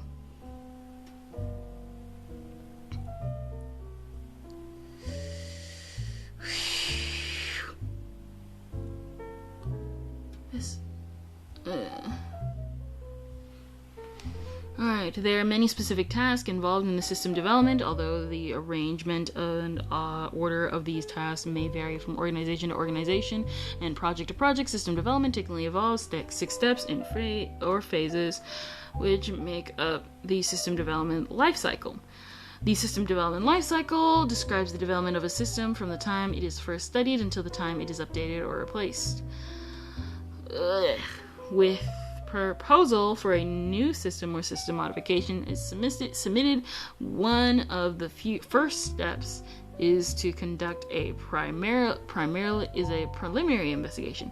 The purpose of this investigation is to define and emulate the situation relatively quickly, to see if it is worthy of further study. The primarily investigation typically examines the nature of the problem, possible solutions, and the approximate cost and benefits of each proposed solution. In this phase, like all the phases of the SDLC, the system analyst plays an important role. The main output of a preliminary investigation is the feasibility report, which includes the systems analyst's findings on the status of the existing system, as well as the benefits and feasibility of changing to a new system. Feasibility is commonly measured using a few different perspectives, such as whether the organization has or can acquire the hardware, software, and personnel needed to implement the new system, whether the new system would fit well with the other system in the organization, and whether the estimated benefit of the new system outweigh the estimated cost. The feasibility report also contains the systems analyst's recommendations about whether or not the project should be moved onto the next stage of the SDLC system analyst. System analyst is the phrase of system development in which the current system and the identified problems are studied in depth and the needs of the system used are accessed. The principal purpose of this stage is to help the system analyst study the current system and then organize his or her findings in order to draw conclusions about the adequacy of the current systems, and to determine whether or not the project should move on to the system design stage. The main activities conducted during the system analyst are the data collection and the data analyst. The objective of data collection is to gather useful data about the system being studied. Some data gathering tools can be used to include reviewing documents that show how the system is intended to work, collecting copies of input and output screens and available reports, system organizational charts to determine the people and the areas of responsibility in the part of the organization that the system is or will be located, sending questionnaires to users, interviewing and observing those who use the system or the information produced by it. Once data about the system is gathered, it then needs to be analyzed to determine the effective and efficiency of the current system and or the requirements of the new or modified system. The tools used in data analysis vary depending on the types of system being used and the performance of the data of the system analyst. Some of the most widely used data analyst tools are discussed next. Entity relationship diagrams and data flow diagrams are used to modify the entities, such as a person, object, or event in which the data is collected and discussed in chapter 12. In a system, well, that's a lot of knowledge. Yes, it is. I've probably lost a lot of people. Once we'll get this done eventually. An ERD shows the logical relationship and interaction among system entities such as customer, employees, and orders. The data flow diagrams the DFD illustration illustrates the activities that are part of the system, as well as the data or information flowing into and out of each activity. In essence, it provides a visual representation of data movement in an organization. Blah shows a data flow. Decision tables are useful for identifying procedures and summarizing the decision-making process for one step of a system. For example, the decision table summarizes the varying order of valid decisions processing the data flow diagram that in that same blah, along with the correct action to take based on all possible conditions. For instance, according to the information in the first column in the decision table, a new customer with incomplete information will result in the invalid order. The process of creating the table helps to ensure that all possible conditions have been considered. When the data in the decision table is expressed in a tree format, it is called a decision tree. The business processing modeling notation, BPMN, is a graphical organized notion used to model a business process. It is often used to model the business process used within the systems and is designed to be readily understood by all individuals, including executives, managers, system developers, and end users involved in analyzing, designing, managing, or using a system. BPMN expresses business processes graphically using business process diagrams, BPDs, which look similar to the flowcharts used to illustrate programs as discussed in detail in Chapter 11. Skip! Yay! Fill up pages so that I have to skip them. Class diagrams and used case diagrams are used to illustrate systems that are based on the concept of objects. Unlike most more traditional systems that treat processes and data as separate components, object-oriented systems contain objects consisting of data called attributes or variables that describe the object, and the processes called methods that can be used with that data. A group of objects that share some common properties are called a class. An object inherits or automatically possesses all characteristics of the class to which it belongs. Many programs and databases today are object-oriented. Class diagrams are used to describe the types of objects in a system, specifically the attributes and methods used with a particular class, and use case diagrams are used to illustrate the users, people, or other systems who interact with the system.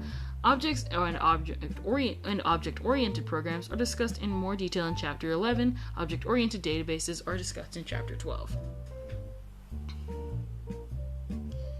The documentation results of the system analysis. Let me read this by myself real quick. Another system design focus on especially a new system will look like and how it will work. Phase commonly sensitive drawing. Okay. When designing a system, the system analyst must take into account the variety of factors. One important factor is input. The systems analyst needs to determine the data that will be input into the new system, and then usually creates a data dictionary which describes the characteristics of all data used in the system and for the new system. The data dictionary typically includes the type of each piece of data in a system and is allowable size, any restriction on its format, such as having to be within a certain numerical range or consist in only certain letters of the alphabet, and who in the authority to update that piece of data. In addition to the data dictionary, the system analyst will also create the diagrams such as the data flow design (DFDs), class diagrams, business process diagrams (DPDs), and so forth, necessary to illustrate the new system. User interface designs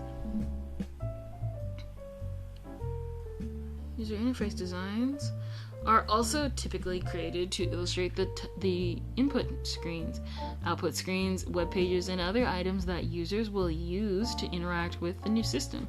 These designs should be compatible with all of the devices that will be used to enter data into the system, such as computers, tablets, smartphones, and so forth.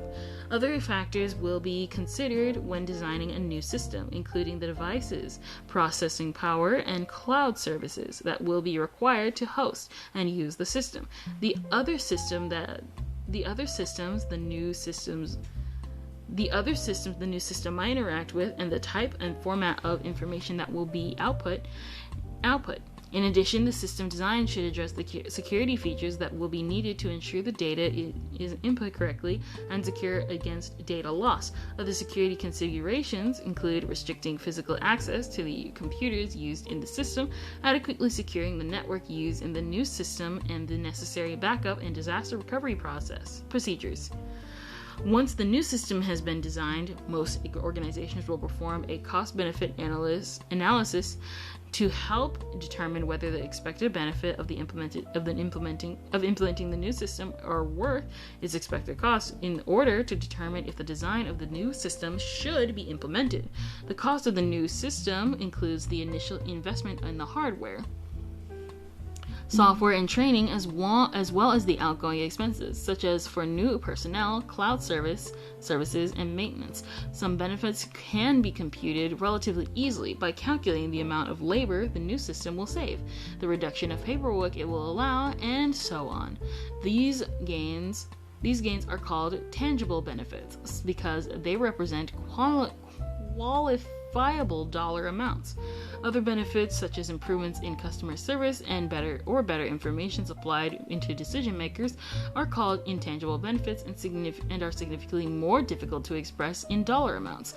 While the existence of intangible benefits complicates the cost-benefit decision, they are sometimes more important than tangible benefits. They're more tangible than tangible, and so need to be considered. For instance, management must consider both tangible and intangible benefits to elevate questions such as the new service that we can offer to customers worth the $3 million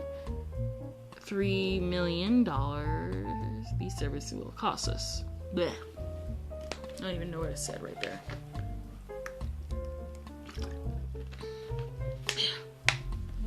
Let me read this by myself real quick.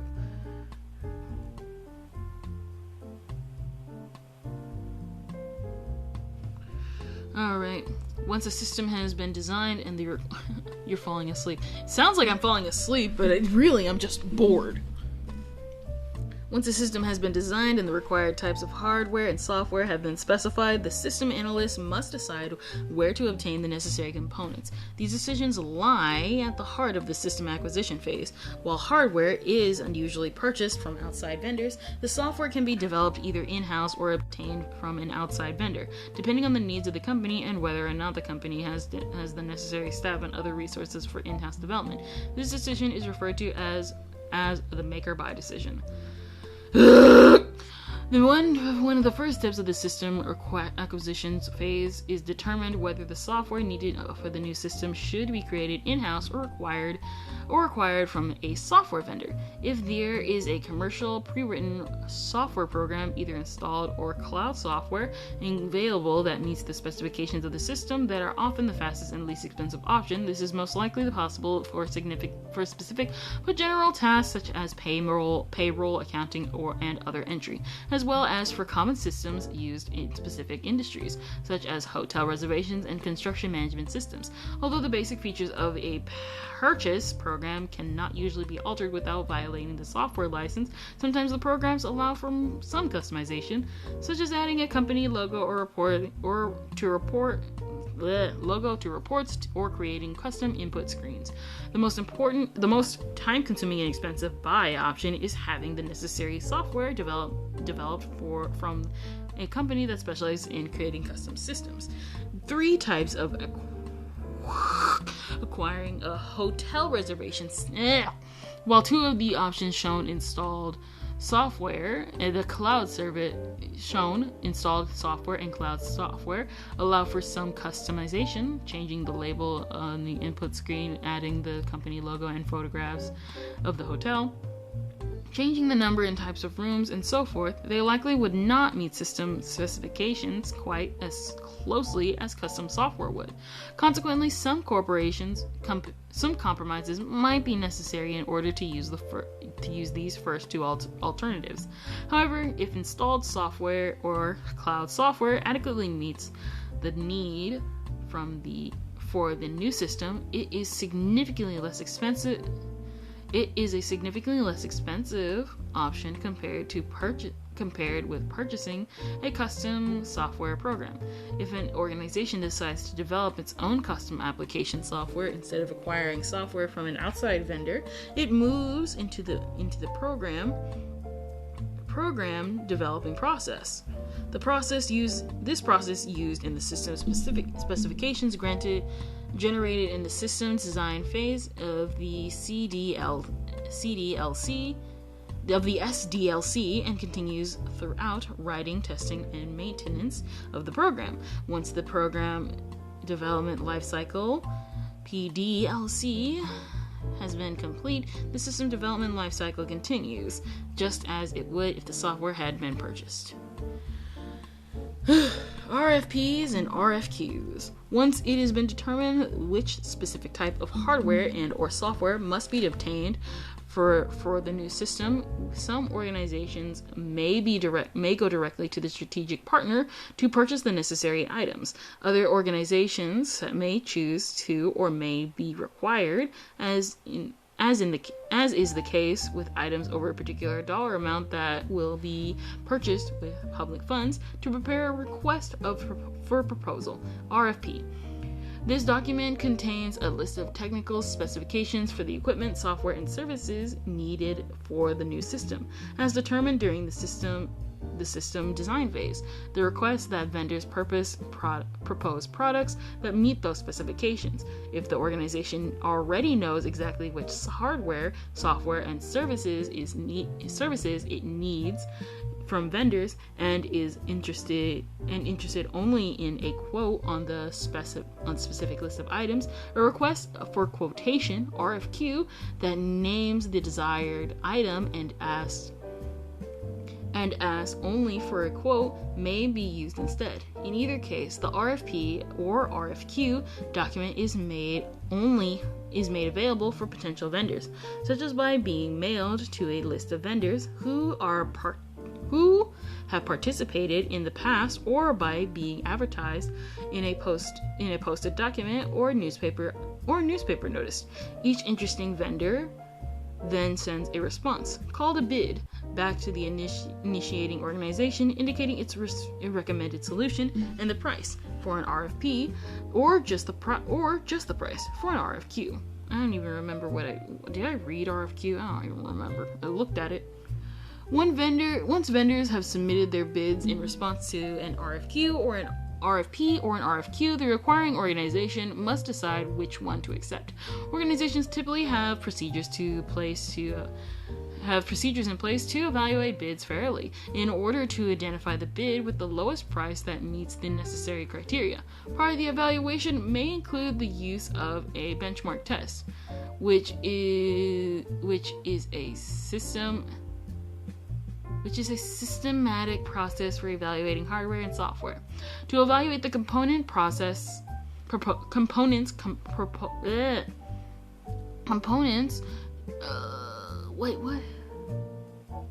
The components proposed by one or more vendors. Benchmark test results are for some existing products, such as computers and commercial software programs, are available through independent testing organizations and trade magazines. An organization may also choose to have a benchmark test performed at the vendor's testing center to determine how well the chosen hardware software configuration will work.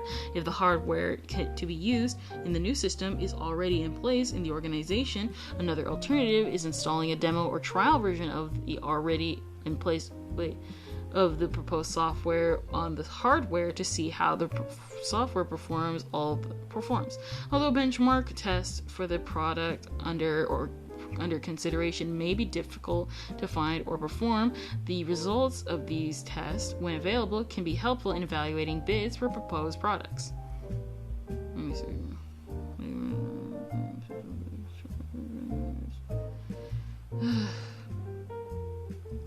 Once the required new hardware has been purchased and the required software has been purchased or developed, the system implementation phase can begin. This phase includes the tasks necessary to make the system operational. including getting existing data ready to move to the new system, called data migration, and installing the new hardware and software before data is transferred to the new system. However, this system should be thoroughly tested to ensure it is working properly. Often individual components of the system are tested first, and then the complete system is tested. Test data that is realistic and includes incorrect data that might accidentally occur during the actual use, such as inputting a negative order quantity or leaving a required address. Field banks should be developed and used during the preliminary testing process to ensure that the input error is detected by the new system. Once the system is past the testing stage, the system conversion process can begin. Typically, these system conversions take place using one or more of the strategies shown. With direct conversion, the old system is completely deactivated and the new system is immediately implemented. A fast but extremely risky strategy. With parallel conversion, both systems are operating in tandem until it's determined that the new system is working correctly, and then the old system is deactivated. With phased conversion, the system is implemented by module, with each module being implemented with either a direct or a parallel conversion. With pilot conversion, the new system is used at only locations within the organization. After it's determined that the new system is working correctly, it is installed at other locations. After the system is working properly, the final step of the system implementation process is training the end user. The necessary user's manual and the other training material should be developed and supplied by the user to the users. The training can take place on the actual system, ideally with the variety of realistic simple sample data, so that the users will be exposed to the various situations they will encounter. Training usually occurs on one-on-one or group sessions led by a trainer familiar with the system, although self-paced web-based training may be used if available and appropriate. Taking a break a little bit, I'm reading your comment. What is it? This sounds like a long chapter. Yes, it is. It is long. I want to stop. I just want to draw. You should get Raft. Yeah. This class is funny, pretty sure teacher is like, just have them read the whole book. I won't feel like checking what chapter contains the useful stuff. Bro, she's not even teaching the class. She just said read. She just said read. Read. This is literally the final week we have to read all this stuff. So we won't be reading anymore after this week. That being said, I feel like I'm losing my mind. We'll probably not do 2 chapters a day, and I'll just do chapter 11 on my own. I'm not sure. Because this is long. It's almost 2 hours. System maintenance is usually viewed as an ongoing process, beginning with when the system is fully implemented and continuing on until the end of the system's life. One of the first activities that often takes place after the system has been implemented is a post-implementation review. This is basically a follow-up evaluation that is used to evaluate the new system, including determining whether or not it is meeting its intended goal and identifying any glitches in the new system that need to be corrected. Common outgoing system maintenance activities include modifying existing software and adding additional software and hardware to the system as needed, either to update what is already in place or to add new features. It also includes correcting any problems or situations that have arisen since the system was implemented and ensuring the security of the system remains intact. Maintenance can be costly to an organization, and it is not unusual to spend several dollars in maintenance over time for every dollar that an organization that is originally put into developing the system. A well-designed system should be flexible enough to accommodate changes over a reasonable period of time with minimal disruptions. However, if a major change eventually becomes necessary, the organization should consider developing another system to replace the current one.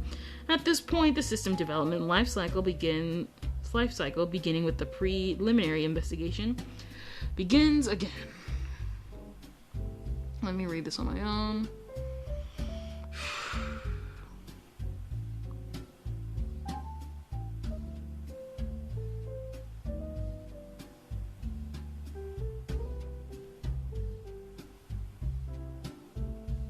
All right. While most system development projects include the 6 basic SDLC phases, the exact sequence and tasks performed during each phase, and the numbers and numbers of the phases may vary depending on the organization of the types of system being developed. For instance, smaller systems in smaller companies may follow a less formal process in development, such as skipping or condensing some activities, like this book. Other development projects may go back and repeat a previous step to refine the process before moving on. Compare this process with the example from everyday life: vacation planning. People do not always design their entire vacation plan at the first step and then execute it without modification as the second step. They might design a plan ahead of time, but when the first day of the vacation is over, they might use that day's experience as a basis to modify the plan of the second day. Many systems are designed this way as well. Regardless of the name or order of the phases used during the system development, the tasks performed are typically the ones included in the SDLC. Some of the most common approaches to system development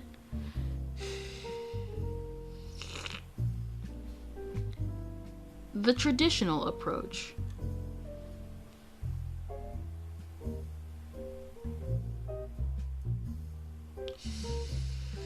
The traditional system development, the phases of system development are carried out in a preset order: the preliminary investigation, system analysis, system design, system acquisition, system implementation, and system maintenance. Each phase begins only when the one before it has been completed, which is why this approach is sometimes referred to as the waterfall model. Although the strict waterfall design has no interactivity between the phases, in practice the adjacent phases often interact, as shown in So, for instance, if the problem is discovered during the system design process, the systems analysts may decide to go back to the system analyst phase for further study before returning to the system design phase. With traditional system development, the entire system is planned and built before anyone gets to test it or use it. As each phase of development is completed, users sign off on the recommendations presented to them by the systems analyst, indicating their acceptance. Although this approach allows the system development process to proceed in a logical order, it often is viewed as being too time-consuming. For instance, by the time the new system finally becomes operational, important new needs that are not part of the original plan may be already arisen.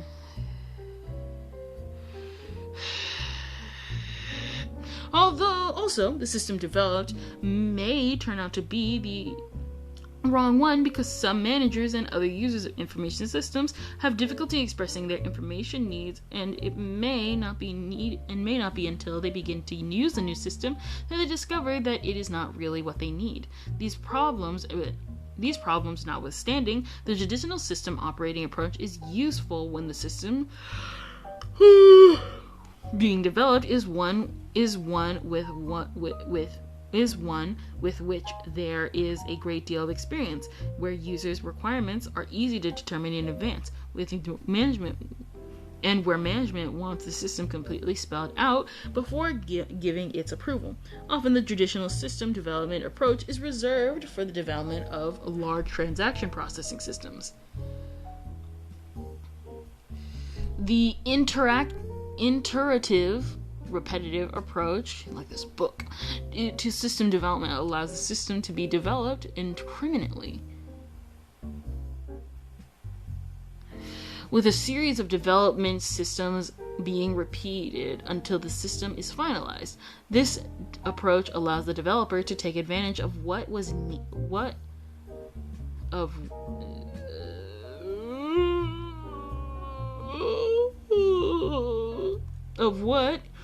learned during the development of early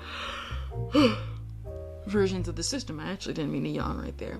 One example of the approach of prototyping is in which the focus of the initially developing a small model or prototype of a system or a portion of the system. The prototype is then tested by the user, and then feedback is used. As soon as the prototype is refined to the point that where management feels confident that a larger version of the system will succeed, either the prototype can be expanded into the final system, or the organization can move ahead with the remaining steps of the system development process, using the prototype as a model. Prototyping and the traditional system development approach sometimes are combined when building new systems. For instance, by following the traditional approach, by using prototype during the analysis and design phase to clarify user needs. With the end user development approach, the user is primarily responsible for the development of the system. This is to contrast to the other types of development discussed here, in which qualified computer professionals, usually the system analysts, take charge of the system development process. End user development is most feasible when the system being developed is relatively small and inexpensive. For instance, an end user might develop a small market system designed to send a group of form letters or emails to one or more mailing lists. In developing the system, the user might follow a prototype approach or a condensed version of the traditional system development approach. When end user development is used in an organization, it is important that measures are taken to ensure that the system is compatible with existing systems and that no new problems are introduced, such as security risks or a system developed that cannot be efficiently supported. Nonetheless, when computer professionals within an organization are too overloaded to build small but important systems that users need quickly, end user development may be the only alternative. And that is the end of chapter 10.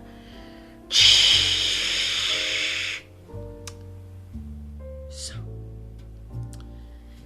before we continue on to any new chapter, want to chat? Because either we're moving on to another chapter and I lose my mind, or we can spend the rest of our time, up until 12:30 my time, chatting instead.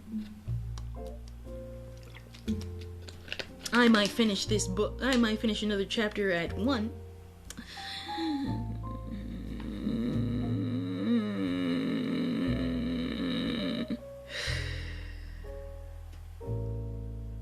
I'm losing my mind. I love my computer science class. I love it. I love computer science. I love it. Guys. I'm so in love. 1, 2, 3, 4, 5, 6, 7, 8, 9, 10, 11, 12, 14, 15, 16, 17, 18, 19, 20, 21, 22, 23, 24, 25, 26, 27, 28, 29. So the next one is 30 pages. You got not good teacher. How did you know?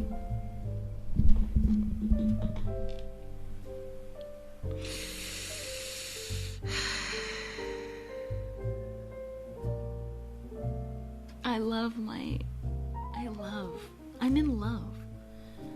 I'm in love with my insanity. It is 11:39 my time. Well, that's a lot of pages. Yeah. The next chapter 11, has close to 30. I don't remember if it was 31 or just 30 or maybe even 32. I lost count about one third of the way through. 2:30 a.m. here. That's probably when we'll get this chapter done if I choose to go that route.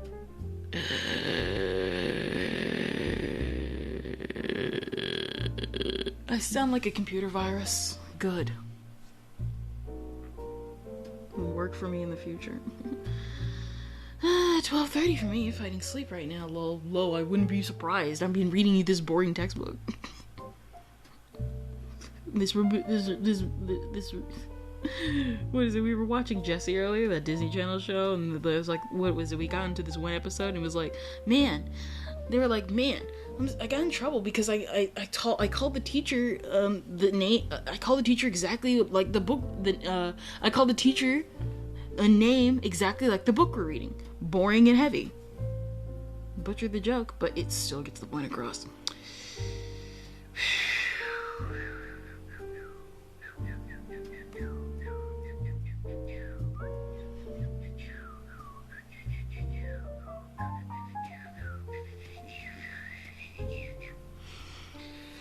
Usually, I can get through a class, not even really reading the textbook. I can skim if I wanted to. Maybe. I don't know. Quite frankly, I don't feel like this. So what we can do is we can go on and we can read 30 long pages, or we can chat right now, chat.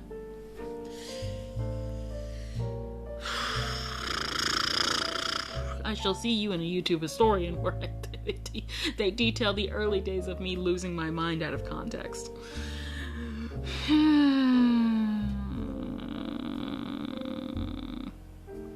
Or we can read 10 pages and I can read the next 20 by myself tomorrow.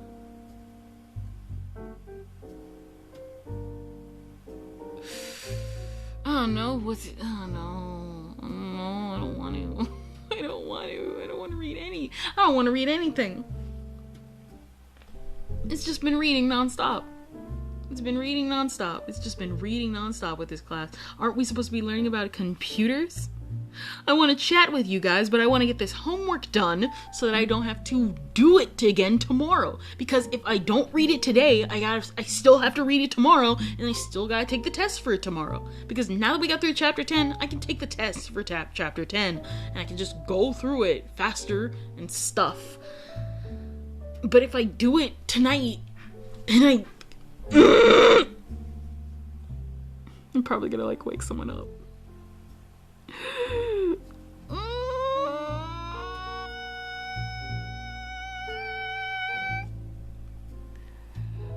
Chad, save me.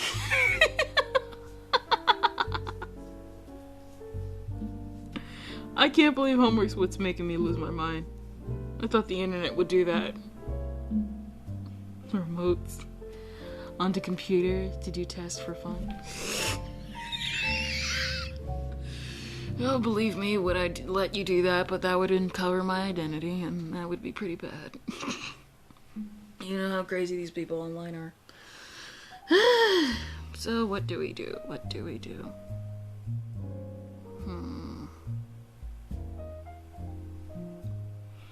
Alright, let's accurately count these pages, and let's see how far we can get. So we got 1, 2, 3, 4, 5, 6, 7, 8, 9, 10,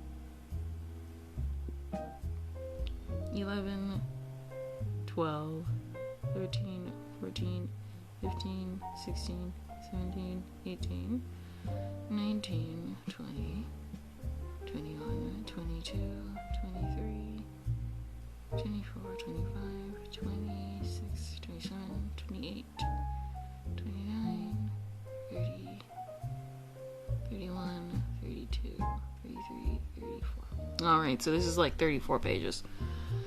Alright. Oh, this one! We finally are learning about programs, guys!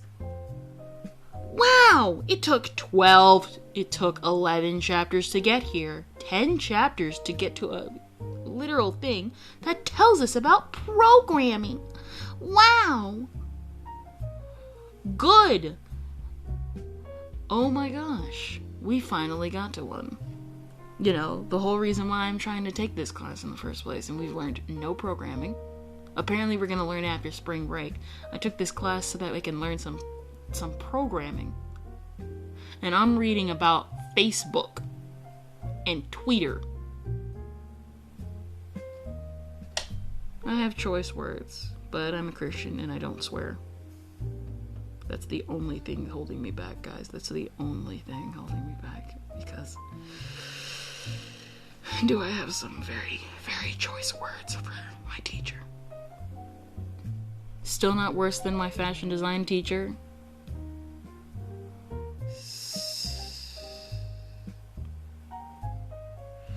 Facebook is cool. It's great for getting data sets. It's good for old people, too. Alright, the cynicism is leaking out again. Well, we took our break right there. Maybe I can just read the... Because chapter 12 is the last chapter we have to read. This is just chapter 11. And so what I can do is I can probably just read this on my own time tomorrow, since I'm a pretty good speed reader with just my eyes and not just reading it. No, old people are the users. It's their data in the data set. True, but it's also for old people.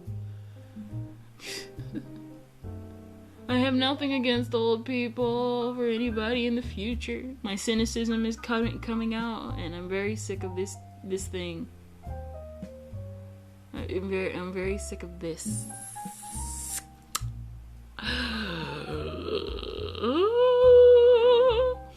I sound like an old... I sound like an analog TV. That's what I'm reminding myself of. I sound like an analog horror TV. Oh, man. I think... Yeah, I'll just take a break for it. I'm losing my mind. I was losing my mind, and that was only almost 20 pages. At least I think it was almost 20 pages. Could have been longer. How many pages was that? Let's count.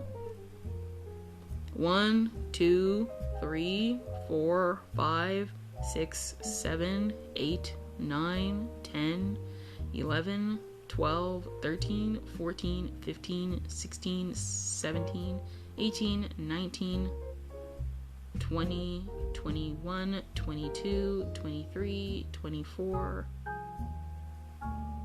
25, 26, 27, 28, 29, 30, 31. Okay, so that's why it felt forever. So it was basically 32 pages. This one's already 32 pages, so we would go through another 2 hours. Ugh. It's like 32 pages. So basically we would go until maybe 1 o'clock. And now I don't doubt that I won't be able to stay up until 1 o'clock. But I can't do that this time. Not this time. So how many is chapter 12? 1, 2, 3, 4, 5, 6, 7, 8, 9, 10, 11, 12, 13, 14, 15, 16, 17, 18, 19, 20, 21, 22, 23, 24, 25, 26, 27, 28, 29, 30. So chapter 12 is exactly 30 pages. And these chapters are, in chapter 11 and 12, let's be real here, are the most important because that is what I need to learn about in this class. It's what I came for this class for, program development and programming languages. That is chapter 12. Chapter 11, I meant. Whew. All right. Recovering sanity. Wow, that's a lot of pages. Yep. What is it? The shortest chapters were like actually in the beginning of the book where they were just like 20-something pages. And then it just kept getting to 30 pages all over again that explained nothing. They would literally be pages of nothing. Music Boy can attest. Some of these pages would literally be just stuff that you don't need to learn. What is it? I wasn't kidding when I said they literally had sections dedicated on how to use URLs, Facebook, and all this stuff that doesn't even matter. Music Boy can attest to this. He was there. Some of these pages did not matter, and they just were filler. They were filler, but they were worse than anime filler, because at least filler in anime is like fun, and you can watch it. I'd rather be watching, if anything, if I can do with you guys, I want to watch Metropolis. Literally in the middle of me reading, I was like, man, I really wish I was... Man, in the future, we're probably going to be able to have movie nights, and I want to watch Metropolis with my chat. That's what I was thinking about while I was reading all this, because I don't remember half of what I just wrote, because I have to go back and look through this chapter anyway, just so that I can go onto my test. Most of this stuff I don't remember, but I have to still read it, because I vaguely remember where it is, so that I can go back to it in the textbook. If I wanted to, I can just look up the questions, but even then, I'd have to sign up to the stupid Quizmaster whatever thing for the cue cards, and I don't want to do that.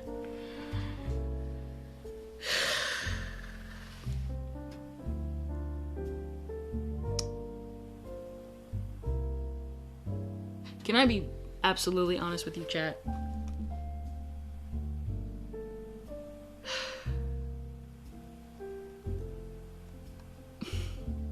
Exactly.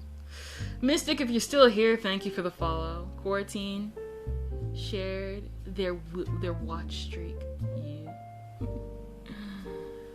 Yeah. It's gonna be worth it, guys. It's gonna be worth it. The only reason why I'm doing this is because I want to learn how to program games. That's pretty much, I've talked about it a little bit. I want to learn to program games. That's pretty much what I want to do. I want to learn to program games because I don't know where to start. And I've looked online. I don't know where to start. I don't know how to do it. This will teach me the basics to get to where I need to be. After this, I will be in programming classes like JavaScript and whatnot. That being said, I hate this. Nobody likes textbook reading. Teacher doesn't even teach the class. When I say that literally reading textbook on stream is what keeps me focused, I genuinely mean that, because we have to just read chapters weekly. She doesn't teach us anything. We go to a discussion. Has created games without programming 70% of the time. I wouldn't be surprised. What is it? She doesn't teach us anything. All we have to do is answer a weekly discussion question if we read the chapter. That's also why I gotta read the chapter, because it goes with the discussion question. She doesn't talk to us. The last time she sent us a notification was last week to tell us, it was actually this week to tell us that we have to finish up these chapters so that we can take the quizzes and stuff like that. Half the time I look up the questions online, because by this point, don't even care.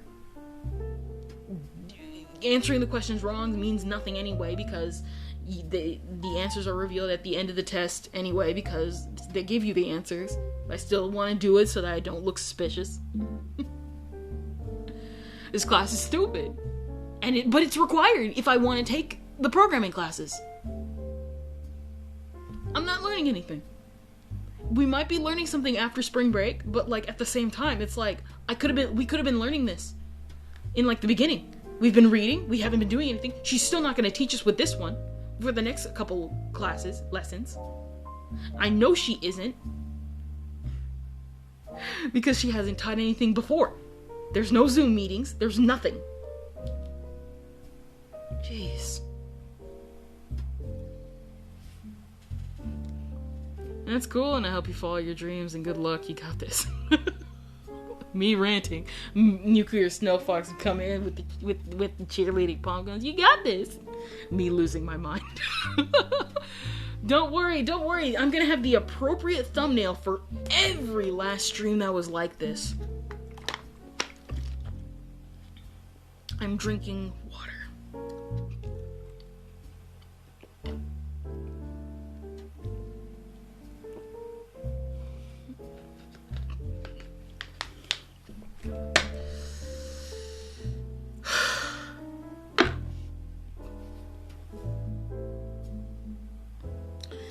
I'm going to continue reading all of chapter 11, all 32 pages. Why am I doing that? Because I know good and well that I'm going to stay up at night and look at a bunch of memes for 2 hours. on Twitter. I'm going to like a bunch of art for the next 2 hours, and I'm going to do that because that is fun to me. Unfortunately, if I want to get this done now, and if we only need one chapter being read tomorrow so that we can play our Price is Right heroic we got through this moment, I have to finish this at least tonight so that I can take the quiz for it tomorrow. Will remind me of a kid here who can't handle boredom, so has to do all his homework drunk. Oh man, if only I did drink. Unfortunately, I am very, very sober, and I will be sober for the rest of my life. But if I had to pick one time in my life to experience whatever drunkenness feels like, this is exactly what it would be like. I would drink my sorrows away with this. This is what would get. No wonder why people drink it. No wonder why people party in college. Oh, he's an alcoholic. Yeah. And that's one of my only reasons why I don't. It's the only reason why I don't. I can't do that. I can't afford to do that. At least for me. I have to remain sober. Don't want to pick that up. Family thing. Alright. So I'm gonna take a quick 1-2, and I'll be right back in a few minutes.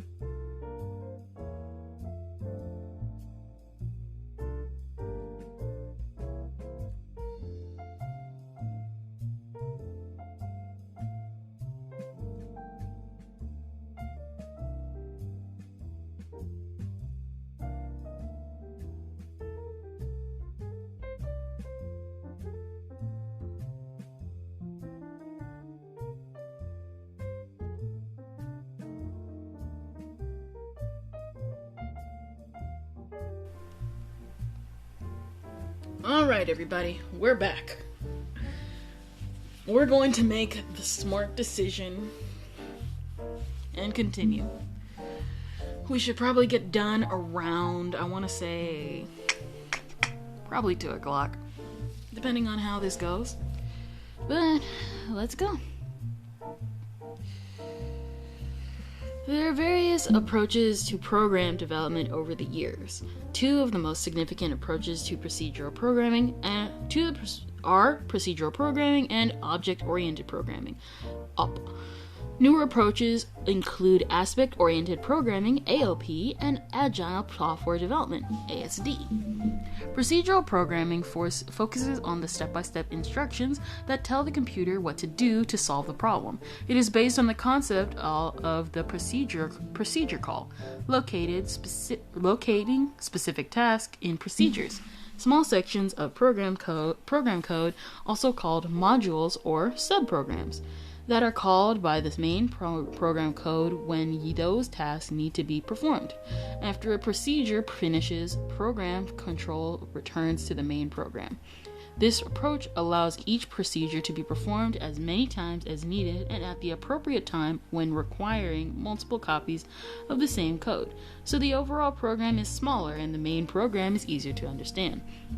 Reusing code in this manner also allows for faster development time and reduces maintenance costs. Prior to procedure programming, programs were written as one large set of instructions containing statements that sent control to different parts of the program, if as needed, to perform actions in the proper order. To accomplish this, these programs use statements that jumped from one part of the program code to another, such as a go to 100 statement to send program control to line 100 of the code to execute commands from the point of the program code on until another go to statement was reached. This jumping around continued until the program ended. This type of code is sometimes referred to as a spaghetti code because it is a disorganized and intertwined jumble of statements, which makes following the logic of the program as difficult as tracing the path of a single strand of spaghetti in a plate of spaghetti. Procedural programming eliminates this problem by sending controls out to a module that performs a specific task whenever it is necessary to perform the task, and then returning to the main program when the task is complete.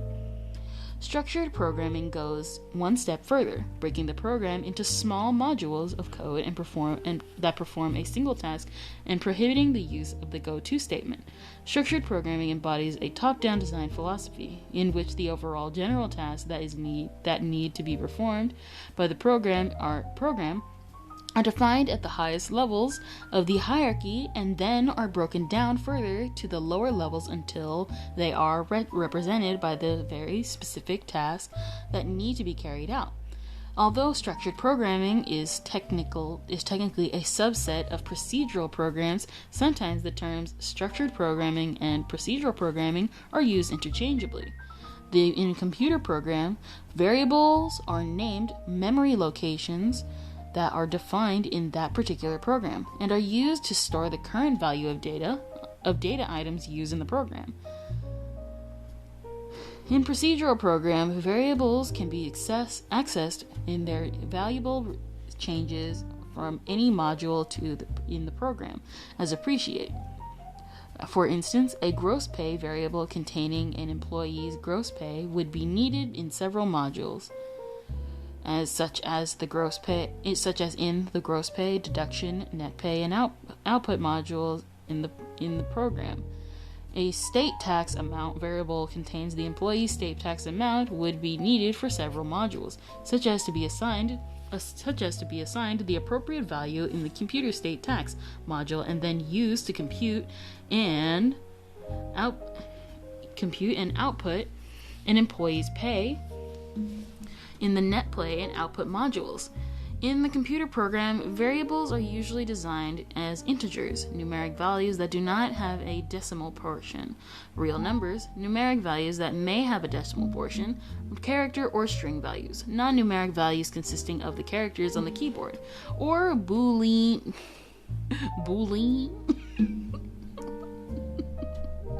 Got some Chef Boolean. Values that represent one or two states, yes, true, or no, false. Once a variable has been declared that is given a name and is assigned a particular data type, it can be used in program statements, such as to store a value in that variable, or to use that variable in a formula when referring to a variable in a program. Its assigned name is used. The exact coding the program statement for variable definition and other programming commands varies depending on the programming language being used, as illustrated later in this chapter. Instead of focusing on the specific steps and the task a program must take to solve a problem, object-oriented programming, OP, focuses on the things or objects that make up a program. As described in Chapter 10, an object contains data, usually referred to as attributes, that describe the object, as well as the process called methods that can be used with the object.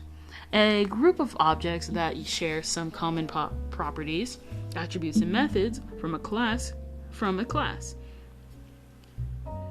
Classes may be further divided into subclasses. Each specific object in a class, referred to as an instance, inheritance, or automatic processes all the attributes and the methods of the class to which it belongs.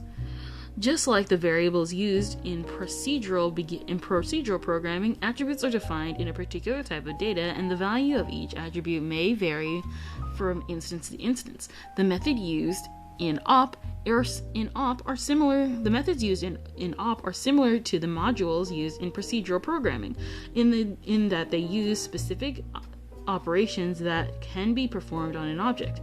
For example, the class of objects representing buttons displayed on the screen for a particular program might include one attribute for the color of the button, one attribute for the size of the button as displayed on the screen, one attribute for the button's location on the screen, and one attribute for the text to appear on the button. The button class would also include methods for any action that might be taken with the button object, such as to display, hide, or dim them. When the button object receives a message asking it to perform a particular method, the button object executes the specific actions contained in that method. For the instance, a button object receiving a message to invoke the display method might result in the button being displayed on the screen. If the button later receives a message to invoke the hide method, the button would be hidden from view. It is important to realize that each individual object instance in a class has the attributes and methods associated with that class, although the value of the attributes may vary from instance to instance. For example, one object in the button may have a clue of red may have a value of red for the button color attribute, and another may have a value of blue for the same attribute. Objects may also have additional attributes and methods that are common in all members of the class. An object attribute can be a variety of formats, such as a numeric text image, video, audio, and so forth.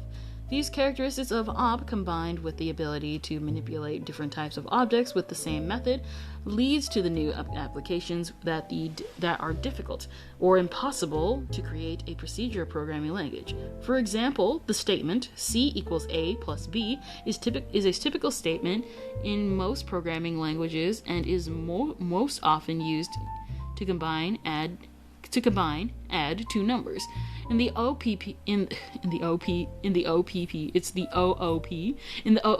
language, the OP language, however, the same statement could be used to combine two strings of data containing in the attributes A and B to display at A first and last name next to each one.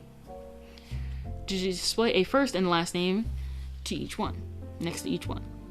The last statement could also be used to combine 2 audio clips, or 1 video clip and 1 soundtrack, in order to play them at the same time. Another advantage of OP is that objects can be accessed by multiple programs. The programs being used to access an object determines which of the object methods are available in the program. Therefore, objects can be reused without having to alter the code associated with each object, which shortens program development time.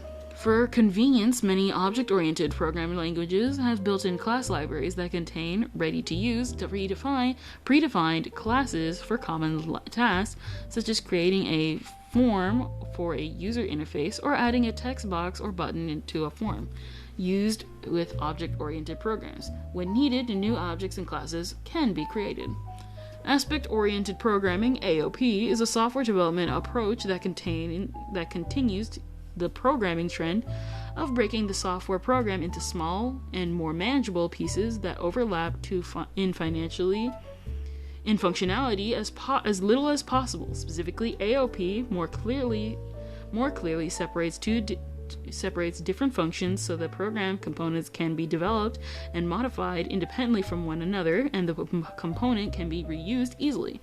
Although both procedural programming and object-oriented programming focus on separating components by using modules and classes, for example, some common tasks or programming policies cannot be separated easily using procedural programming or OP. Because of this, important programming policies such as running the security check, performing error handling procedures, and opening a database connection may end up being located in hundreds or thousands of places scattered across the program's code, making it very difficult to update them when needed. AOP then can encapsulate these policies or functions into aspects, code segments that can be used as needed without having to repeat code throughout the program. This helps to reduce redundancy, improve software quality, and lower IT development and maintenance costs. According to IBM, AOP has yielded significant benefits to the quality of the code and the speed with which programmers can write programs. AOP and OP are currently considered to be complementary, not competing technologies, although AOP advocates view AOP as the next evolution in programming. Program development methodologies that are designed to make programs development faster or more efficient and that focus on adapting the program as it is being written are referred to as adaptive software development. Adaptive software development typically features interactive development, a cynical approach that allows the repetition of steps and tasks as needed, or incremental development, developing one piece at a time. One of the most recent adaptive software development approaches is Agile Software Development, ASD. Like earlier adaptive software development approaches, such as Rapid Application Development, RAD. We learned about that, guys, RAD. And Extreme Programming, XP. The goal of ASD is to create software quickly. However, ASD focuses on building and developing small functional pieces of applications as the project progresses, instead of delivering one large application at the end of a project. Each piece is typically located like a separate miniature software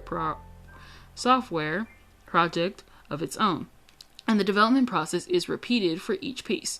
ASD emphasizes teams of people, programmers, managers, business experts, customers, and so forth, working closely together, which provides for continuous learning and adaptation as the project is developed.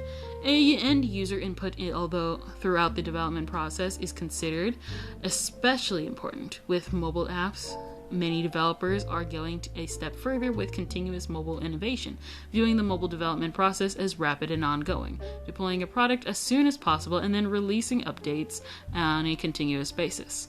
Creating application programs is referred to as application software development, or program development. Program development traditionally takes place during a system acquisition phase of the system development lifecycle, SDLC, discussed in Chapter 10, and uses a specification that uses system specifications that were developed during the system design phase of the SDLC. Once program development has been complete, the SDLC continues. The phases involved in program development are referred to as Program Development Lifecycle, PDLC. The activities that take place during each phase of the development's life cycle, PDLC, are discussed in the next few sections. As each development activity takes place, documentation is generated. The types of documentation generated, which consists of details about the program and how it works, blah. As discussed in detail in Chapter 10, the system analyst develops a set of specifications during the system design phase of the SDLC that indicates exactly what the new system should do and how it should work. These specifications, data flow diagrams, class diagrams, input and output designs, database designs, data dictionary, and so forth, are used during problem analysis. The first phase of the PDLC. During this phase, these specifications are reviewed by the system analyst and programmer, the person who will use a programming language, to code the software program according to these specifications. They will determine the programming language to be used, how the new program will need to interact with other programs in the organization, and other important considerations. The system analyst and programmer may also meet with the user of the new system to fully understand what features the software program they are creating for the new system must include. Only when the problem is completely understood should the system analyst and the programmer move on to the next phase of the PDLC, program design. The main result of the first phase of the PDLC is the set of program specifications outlining what the program must do. Typically, there will also be a schedule for a timeable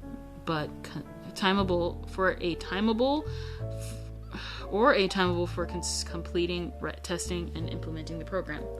In the program design phase of the PDLC, the specifications developed during the problem analysis phase are used to develop an algorithm for the program. That is a set of steps that are needed in order for the program to perform all the tasks that it is supposed to do. Only when the program design is complete and tested does the next phase, the actual program coding, begin. Good program design helps the development process go more smoothly and makes revisions to the software program easier to do when the changes in the program are needed in the future. Careful planning and design of the computer program are extremely important and pay off in the end. Some program tools and guidelines are discussed. Program design tools are planning tools. They consist of diagrams, charts, tables, models, and other tools that outline the organization of the program task and steps the steps the program or program components will follow, or the characteristics of objects used by the program. These tools are used to define exactly what the program is to do. Once the program has been coded and implemented, the designs generated by program design tools can also provide useful program documentation. Some of the most common program design tools are discussed. In general, the program design models shown in this textbook are very basic. The program design models used in the real-life program are much more complex. The floor is the floor, and my hair falls out occasionally.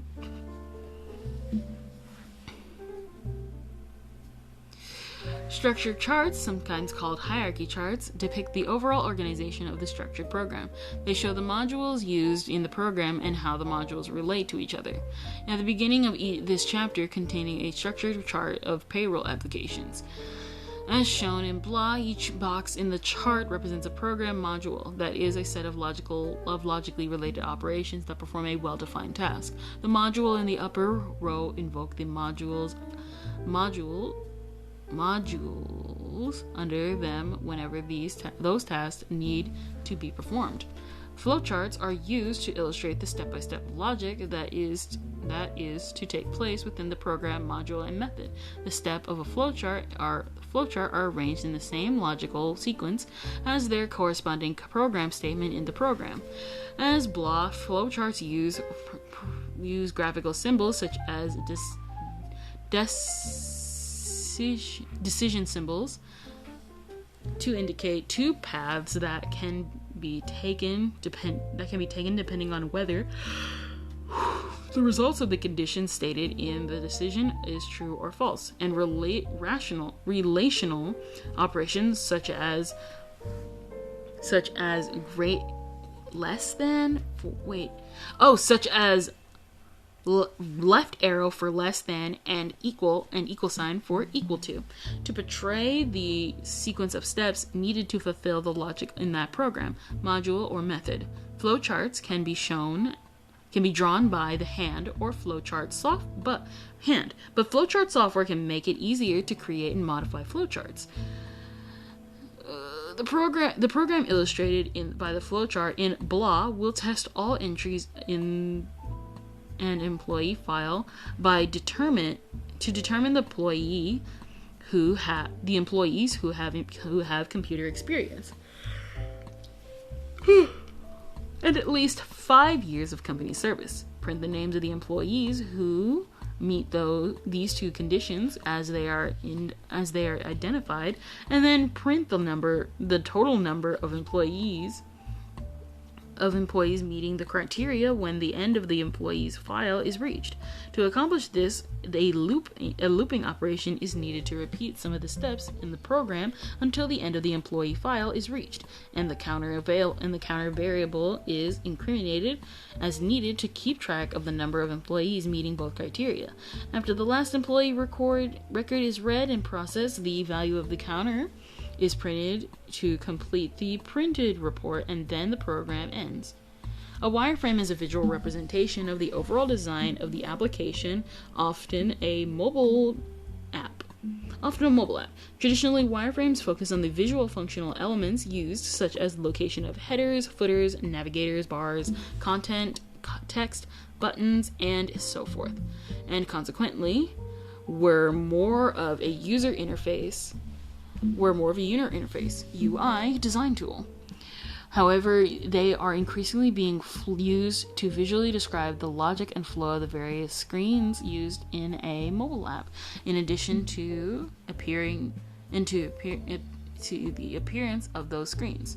Wireframe software can also be used to create prototypes of mobile apps that can be used to represent design ideas to help users or clients in order to finalize the appearance and functions of the app before it is developed. Pseudocodes also express the step of a program module or method, but it is used English-like statements to place in the flowchart's graphical symbols. No formal set of standard rules exist for writing pseudocode. However, the closer the words and phrases used in pseudocode are to the basic computer operations that will occur in the program, the easier it is to move from pseudocode to actual program code.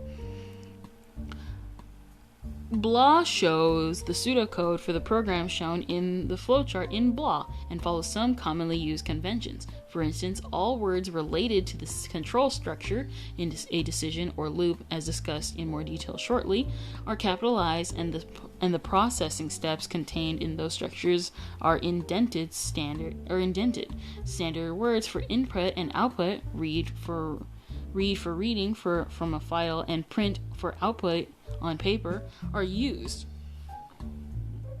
Variables such as a counter and employee name are meaningful names. The actions the computer will take are written in descriptive natural language, and the keywords start and stop are used to begin and end the pseudocode.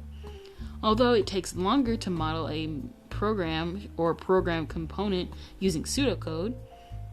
Translating a program from pseudocode to programming language is faster and more straightforward than form a flowchart to a programming language. Flowcharts, however, are sometimes better than pseudocode for visualizing the logic of a program, and they are usually faster to create. Sometimes a flowchart is first developed to identify the logic of a program or program component, and then the steps of the program are expressed in more detail using pseudocode. Unified Modeling Language, UML. It is a set of standard notations that are widely used for modeling object-oriented programs. The UML standard, UML standard is developed by the Object Management Groups. OMG! Object Management Groups. The most current version of UML 2.5 includes a variety of programs for modeling basic structures, like the class structures, and diagrams for structures and diagrams for modeling behavior. Similar to flowcharts, UML diagrams can be drawn by hand, though using a software program designed for that purpose makes creating and editing the diagram easier.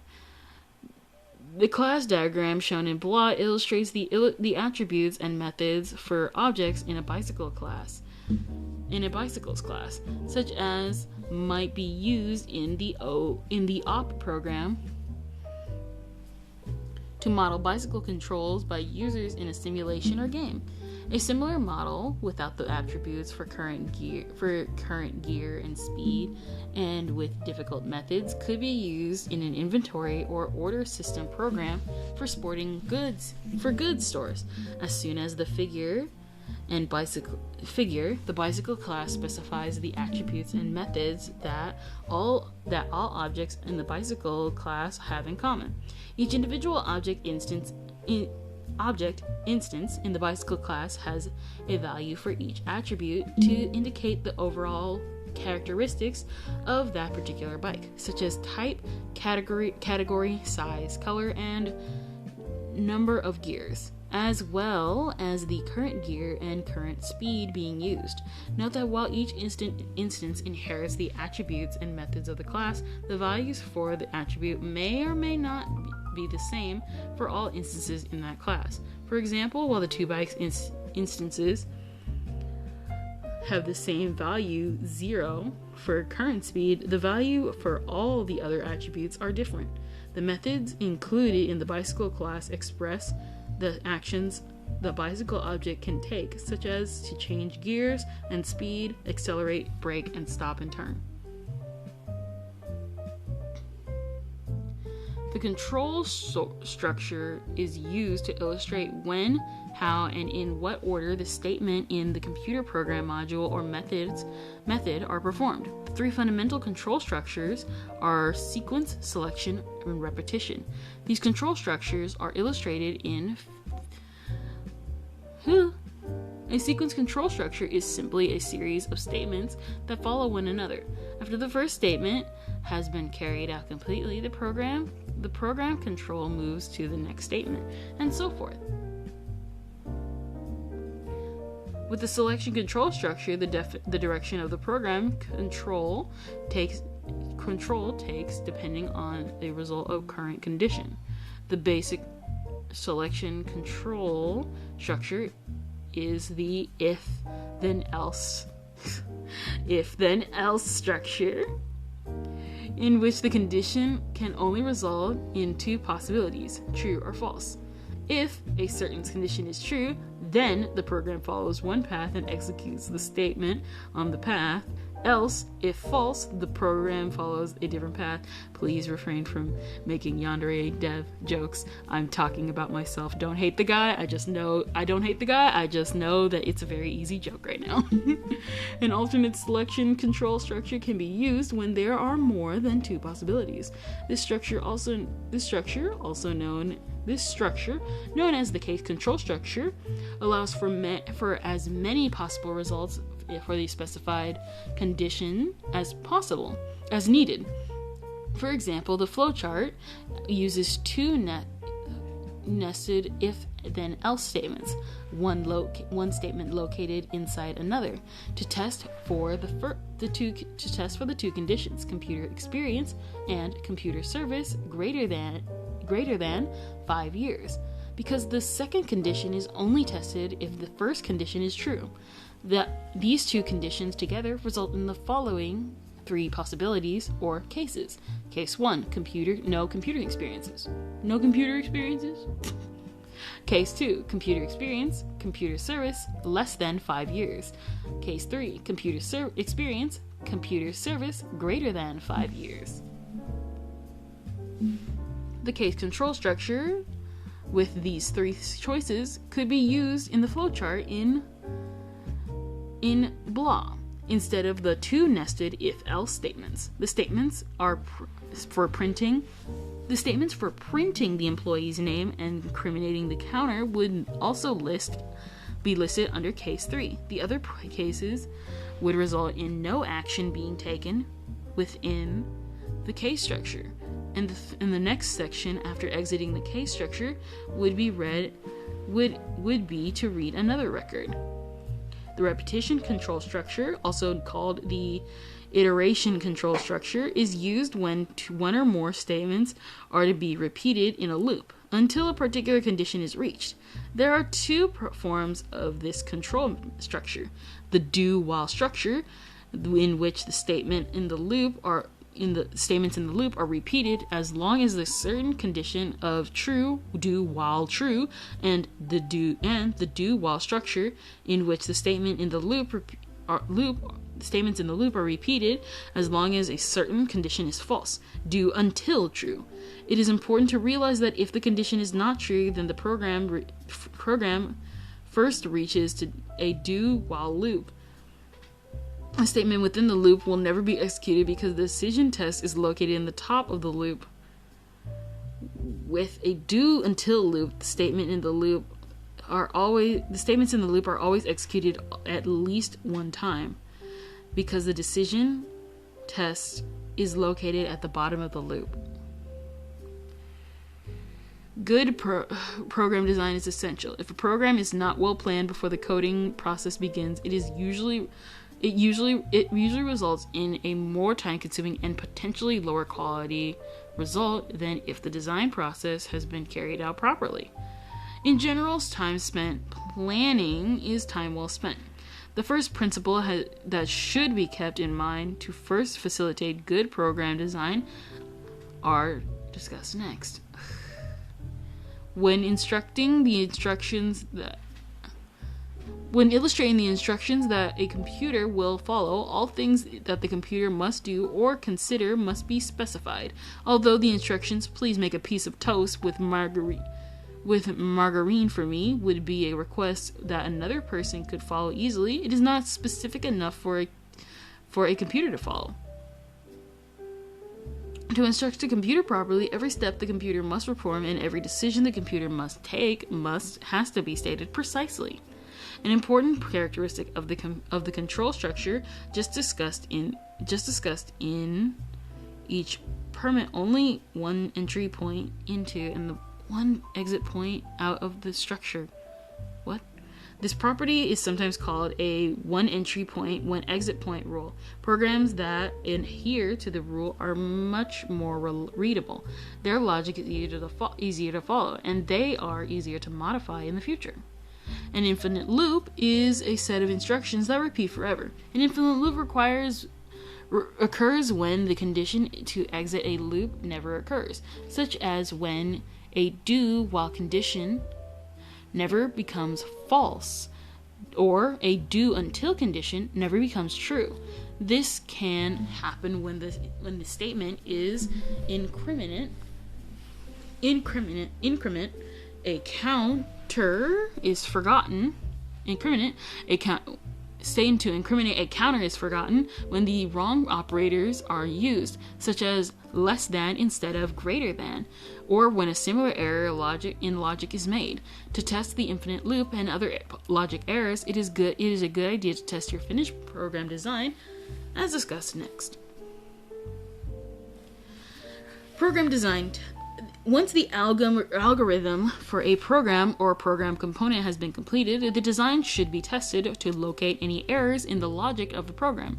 One of the most common ways to test a design is to perform a desk check. A desk check and the programmer walks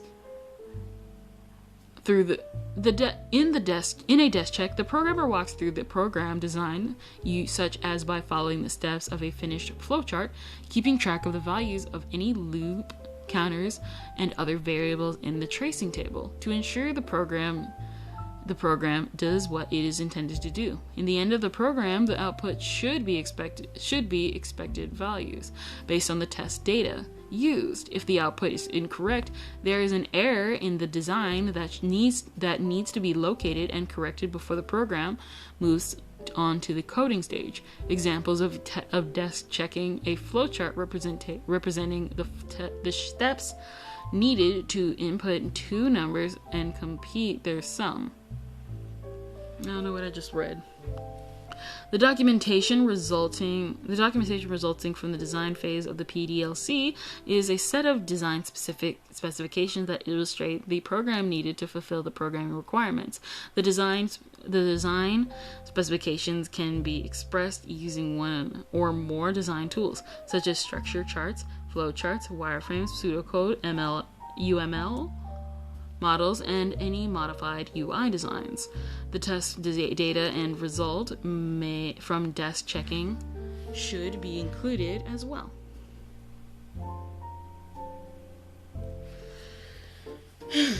Once the program design is complete, the next phase is programming code, the process of coding or writing the actual program steps in the proper format for a particular programming language. Each programming language has its own syntax or rules regarding how programs can be written. So choosing the program language to be used is typically the first step. To help produce code rapidly while at the same time creating programs that are both easy to maintain and error-free as possible, many organizations use consistent coding standards and reusable code. There are a number of different different programming languages to choose from when coding a program. These languages are discussed below. Suitability. Alright, several factors that may affect the programming language are used next. Suitability, integration, standard, programmer availability, portability, development speed. Alright, suitability. Some program. Let me read this by myself.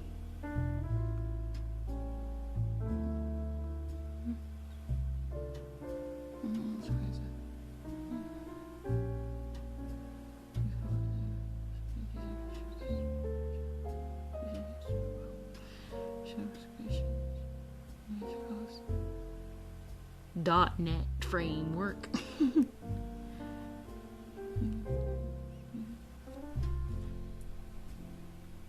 Alright. The coding process. To code a program, the programmer creates it in the selected programming language.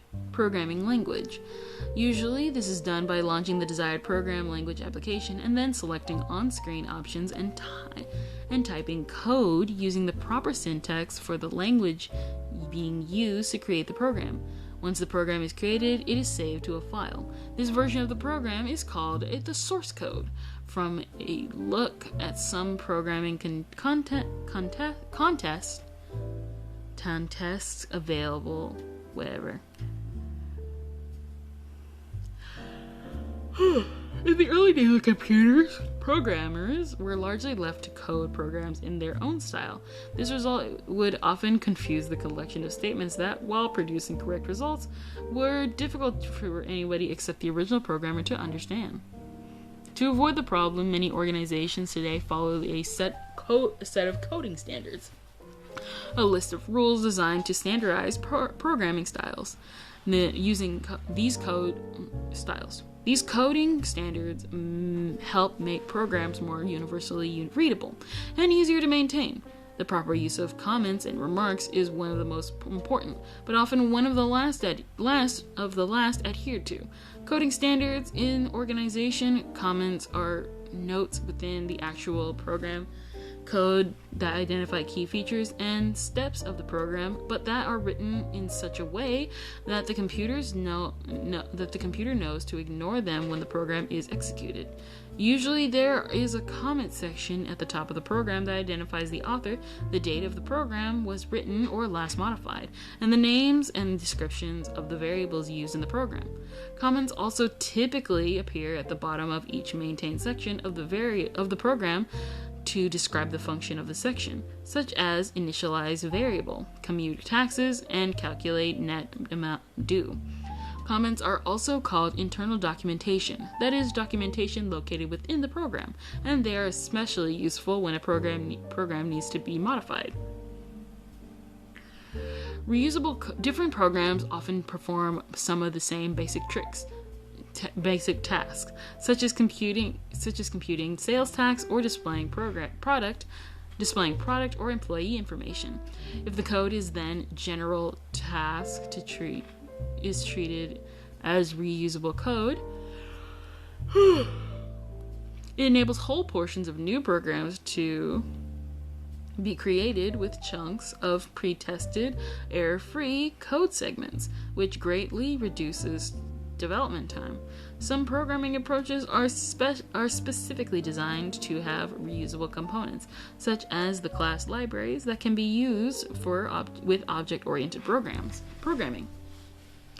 The program coding phase results in the finished source code. That is, the program within the program written in the desired programming language. The source code should implement the logic illustrated by the program design specification and include enough internal documentation, comments, to make the source code understandable and easy to update.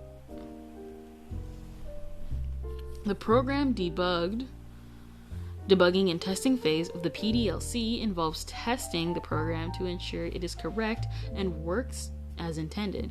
It starts with debugging, the process of ensuring that a program is free of errors or bugs. Debugging is usually a lengthy process, sometimes amounting to more than 50% of program's development time. The more careful you are when you are designing the program, testing the logic of the program's design, and writing the actual code, then the less time you are typically needed to debug the program. Before the program can run, and therefore, before it can be debugged, it needs to be translated from the source code that a programmer writes into object code, a binary or machine language version of the program, that the computer can execute. Code is converted from source code to object code using a language translator. Typically, a program includes the appropriate language translator, so the program can be coded, translated, and executed using the same software program. The three most common types of language translators are discussed next. Compilers. A compiler is designed for a specific program language, such as Java and Python, and translates programs written in that language into machine language, so they are executed. For instance, a program written in the Java programming language needs a Java compiler. Java's source code cannot be converted into object code using a Python compiler. A typical compiling process is shown in figure in blah. First, the source code for a program is translated into object code, the compile stage. Then it is combined with any other module of object code, either previously written by the programmer or stored in a common library that the computer needs in order to run the program. The link edit stage. This produces an executable program called a load module. This typically has an .exe file extension. That's Sonic.exe? At this point, the compiling process has reached the Go execution stage, and the executable load module can be executed as well as retained for later use.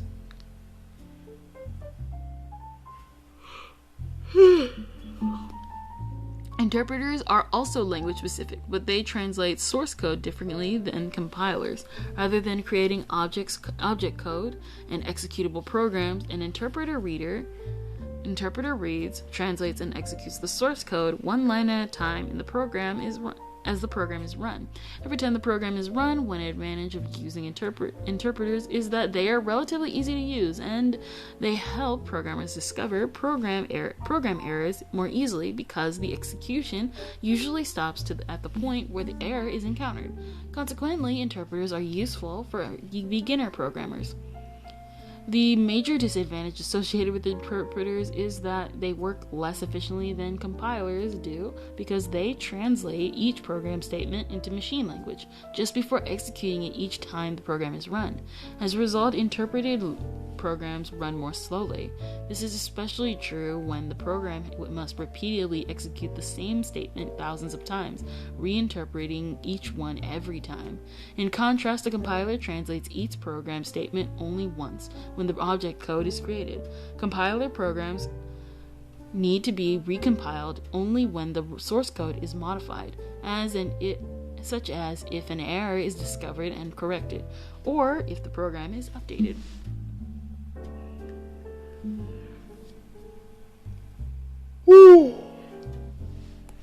The third type of language translator, an assembler, converts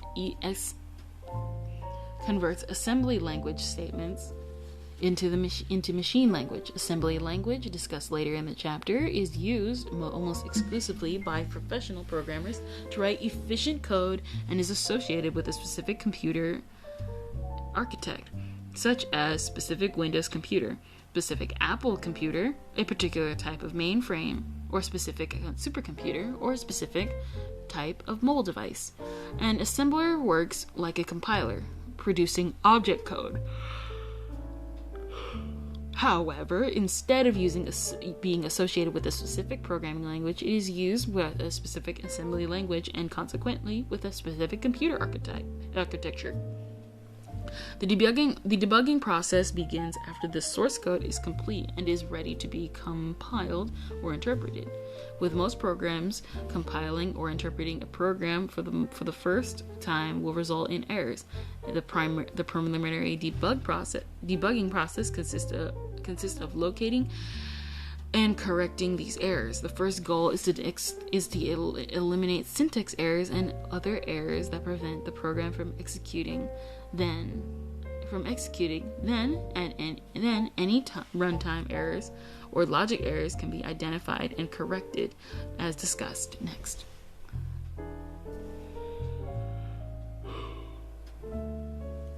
Errors that occur as the program is being interpreted or compiled, often called compiler errors because most programs are compiled, prevent the program from running and so need to be corrected before the logic of the program can be tested. These errors are typically syntax errors, which occur when the program has not followed the proper syntax rules of the programming language being used. For example, a computer is not able to understand what you are trying to do if you misspell print misspell print as PRNT.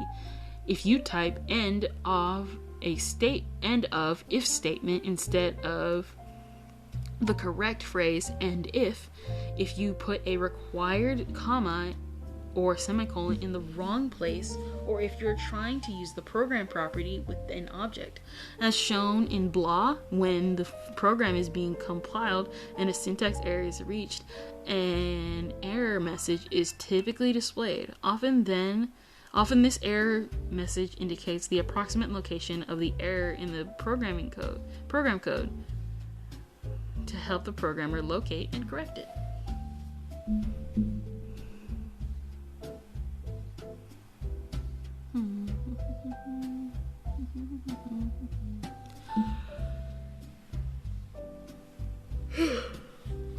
Runtime errors are errors that occur while the program is running and consequently are typically debugged after all syntax errors have been corrected. Sometimes runtime errors occur because the program tries to do something that isn't possible, such as dividing a numeric value by 0. With this type of error, the program typically stops executing and an error message will display. However, many runtime errors are due to logic errors. That is, errors in the logic of the program. Programs containing logic errors typically run. They just produce incorrect results. For instance, logic errors occur when a formula is written incorrectly, when a mistake is made with a decision condition, such as using the wrong variable name. When the wrong variable name is used. After a logic error is identified, the programmer corrects it and runs the program again to see if all errors have been removed. This execute, check, and correct process is repeated until the program is free of bugs.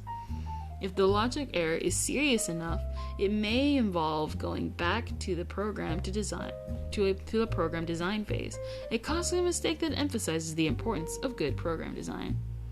Most logic errors should be located and corrected during the program design stage if a good desk check procedure is used. However, when logic error occurs using primarily debugging dummy print statements that are temporarily inserted into the code to display status information on the screen can be used to help locate the error. Dummy print statements can be inserted at various locations within the programmer's code to show how a program is branching, such as printing the text inside loop counter equal followed by the current value of the counter variable, and to output the value of key variables at specific places in the value of the counter variable. Places of the program. Knowing the value of key variables and where program control is branching can help the programmer figure out what the logic error is and where it is located. For example, running a program to add two numbers based on the logic in the incorrect flowchart would result in an incorrect sum because only one number is input before the loop terminates. Dummy print statements used to show the program control and the value of the counters and sum variables are at specific locations in the program reveal that only one number is being input when the program runs. The information can help the programmer determine more quickly that the counter is incorrectly being initialized to 1 instead of to 0. At the end of the preliminary debugging process, the program will appear to be correct. At this time, the original programmer, or preferably someone else, runs the program with extension test data to try to find an additional errors remaining in the program. Good test data reflects the same type of data that will be used with the finished program. To subject the program to this condition, it will encounter when it is implemented.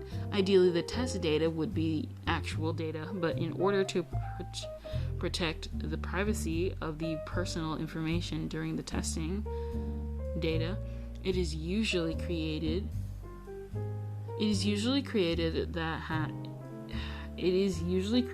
has the same structure as actual data, but does not contain any personally identifiable information. The test data should also check the non-standard situations as possible input errors to make sure the proper corresponding actions are included in the program. For example, will the program issue a check if the amount is $0? or will it allow a product quality of less than 0? Although rigorous testing significantly decreases the chance of an unnoticeable error revealing itself after the program is implemented, there is no foolproof guarantee that the completed program will be bug-free. However, proper debugging and testing is vital because an error that costs only a few dollars is to fix at this stage in the development process may cost many thousands of dollars to correct after the program is implemented. Programs created for mass distribution often have 2 additional stages of testing: an initial on-site test, sometimes called an alpha test, and 1 or more rounds of outside tests, often called beta tests. For instance, companies creating new versions of commercial software programs, such as when Microsoft developed a new version of Microsoft Office, enlist a large number of beta testers to test the version of bugs and compatibility programs, as well as provide suggestions for improvements. While the programs are in development, beta versions of freeware and open source software are often available to the public for testing. Beta testing allows the program to test by a wide variety of individuals using a wide variety of hardware, and so is a much more thorough test of programs that are to be distributed out of house than just alpha testing would be. When the program debugging and testing phase is finished, a copy of the test data, test results, finished program code, and other documentation generated during this phase should be added to the program package. The test data is useful for future programming modifications, as well as to see under what conditions the program was tested if a problem developed in the future. So far, virtually all the documents in the collected program documentation could be referred to as a developer documentation, tools that may be useful when a programmer needs to look at or modify the program code in the future. To finish the program package, the necessary user documentation should also be developed. User documentation normally consists of a user's manual containing instructions for running the program, a description of software commands, and so forth. It can be integrated into the program itself, such as via a help feature. It can also be external user documentation that is used for training and reference purposes, particularly for new systems. After a system has finished the debug and testing phase, it is ready to be implemented as part of the SDLC, as discussed in Chapter 10. Once the system containing the program is up and running, the implementation process of the program, implementation, and maintenance phase is complete. However, virtually all program requires outgoing maintenance. Program maintenance is the process of updating software so it continues to be useful. For instance, if new types of data are added to a company database, program maintenance is necessary so that existing programs can use the new data. Software revisions, new equipment announcements, and new legislative mandates and changes in the way business is conducted also completely trigger program maintenance. Program maintenance is costly for organizations, but it has been estimated that many organizations spend well over 1/2. Some estimates put it closer to 75% of their programming time maintaining existing application programs.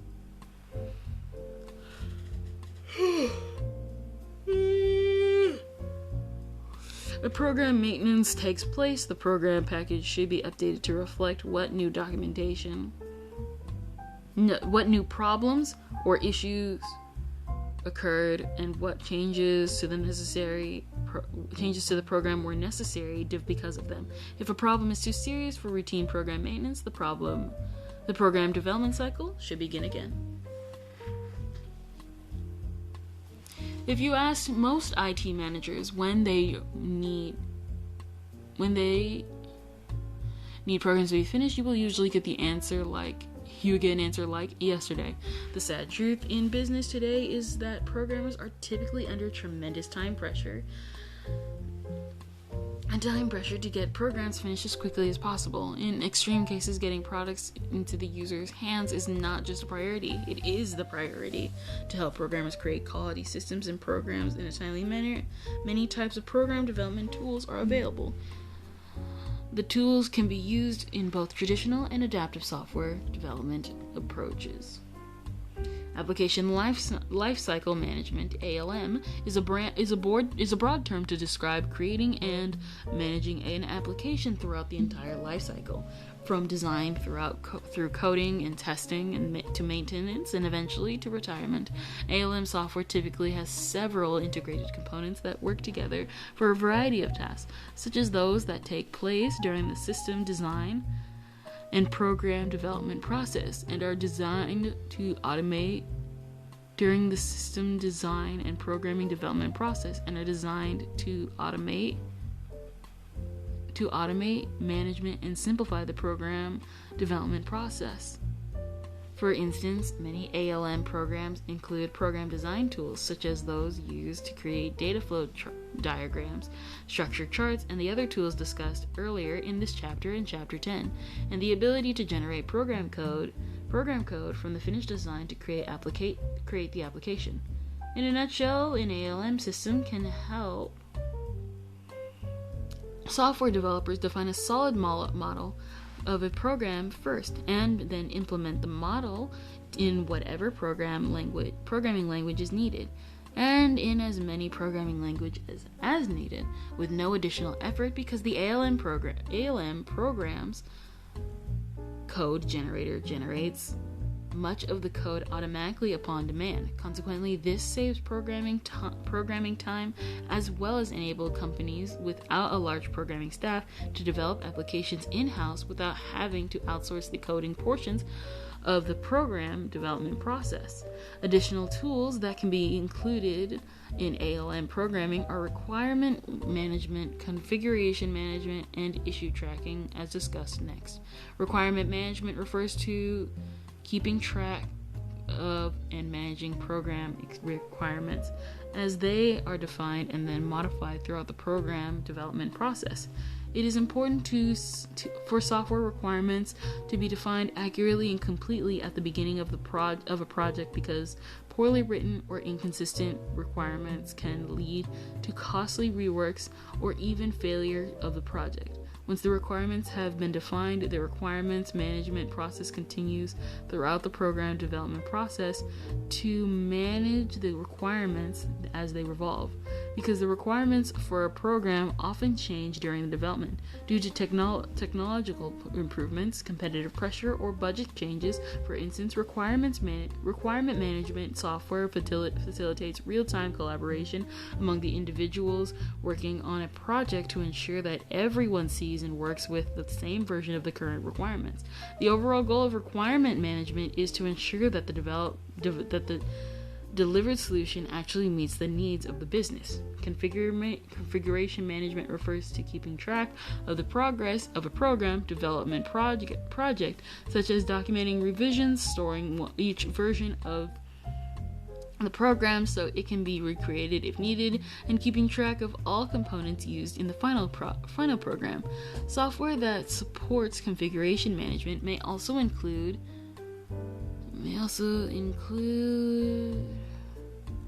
security and control features, such as preventing authorization access to project files or alerting the appropriate individuals whenever a project file is altered.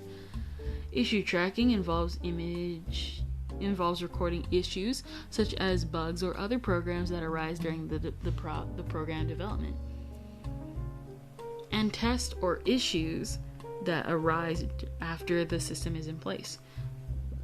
As they become known, assigning them to a team member and tracking their status. Software that supports issue tracking can be used during program development as well as after the system has been implemented. An application generator is a software program that helps programmers develop software. This application generators, such as the one you included in some ALM programs as previously discussed, generates source code. Others may generate program components such as macros, reports, or forms to be used by the end user. Macros is a sequence of save icons such as keystrokes, mouse clicks, and menu selections that can be replayed whenever needed within the application program in which it was created. Macros are most often used to automate repeated or difficult tasks. Programmers can create predefined macros to be included with a finished program. Many programs also allow the end user to create custom macros as needed. For example, the user can create a macros in a word processing program to create a standard closing in the letter, or to create a table of specified size with a certain formatting applied whenever he or she presses a specific key combination, such as Ctrl+Y. Programmers typically write macros using a macro programming language, such as Visual Basic for applications, VBA for Microsoft Office macros. Although some programs you have macros recorders, so the programmer or end user can record macros instead of having to code them. You start the macros recorder and then perform the desired keystrokes and mouse clicks. After the recorder is turned off and the macros is saved and assigned to the name and a keystroke combination, the code generated from the macros recorder can typically be edited to make minor modifications as needed, and the macros can be executed. A report generator is a tool that prepares reports to be used when the software program quickly and easily. For instance, report generators for database management systems allow reports to be created simply by declaring which data fields are to be represented as a report column and how the data can be sorted. Once defined, a report can be edited as needed and then generated on demand. User interface UI builders create the menus, forms, and input screens used with a program or database.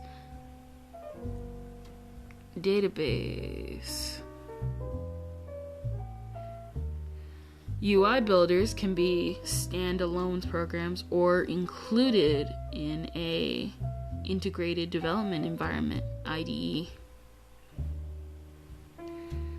The IDE discussed shortly. Creating reports and forms for databases are discussed in more detail in Chapter 12.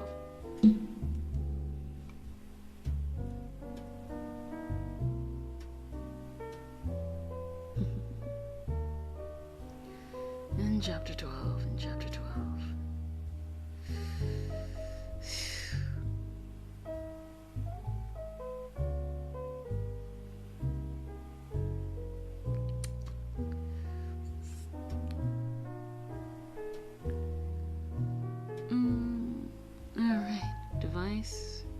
Development tools. Tools to help facilitate the development of software used with computers and mobile devices have been available for quite some time. However, tools for developing programs for devices that use embedded software, such as cars, ATM machines, robots, and other consumer devices called device software development tools, have not been available until recently. One example is Wind River Workbench, which is designed to accelerate the development of devices that use either Wind River VxWorks operating system or Wind River version of Linux.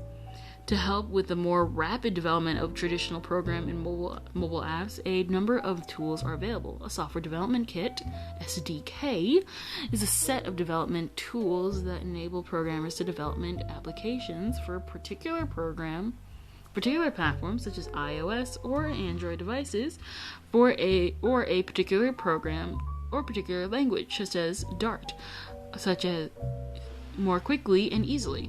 SDKs are often released by hardware and software companies to assist developers in creating new applications for existing products. For instance, iOS, the For instance, the iOS SDK allows third parties to develop applications for the iPhone and iPad. The Android SDK is used to create Android apps, and the Dart SDK is used to create Dart programs. SDKs typically contain programming tools, documentation, sample code, and at least one application program interface (API) designed to help application interface with a particular operation system, and the resources available for particular devices such as camera and geolocation information.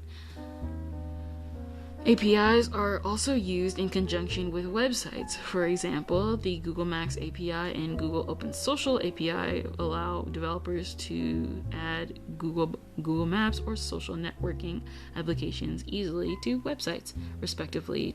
To help create applications more quickly, Integrated Development Environments IDEs include a variety of tools, such as a UI builder, source code editor, debugger, and compiler for one or more programming languages, such as C# or Java, and are used to create applications for one or more platforms, such as Windows, iOS, and Android. They typically include SDKs and APIs to help you create an application, and then the IDE creates multiple versions of that application to run on your desired platform. For example, the Xamarin Studio IDE is used to create mobile apps for a variety of platforms much more quickly than creating each app individually. After the user creates an application code for C# or F#, designs the Android and iOS UI using the UI builder, the IDE creates versions of the app for the platform and user specifies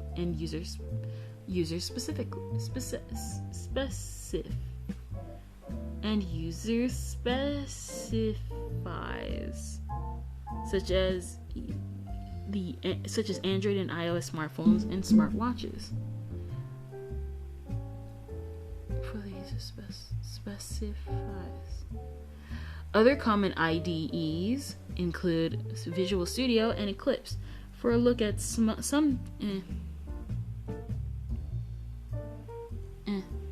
Alright.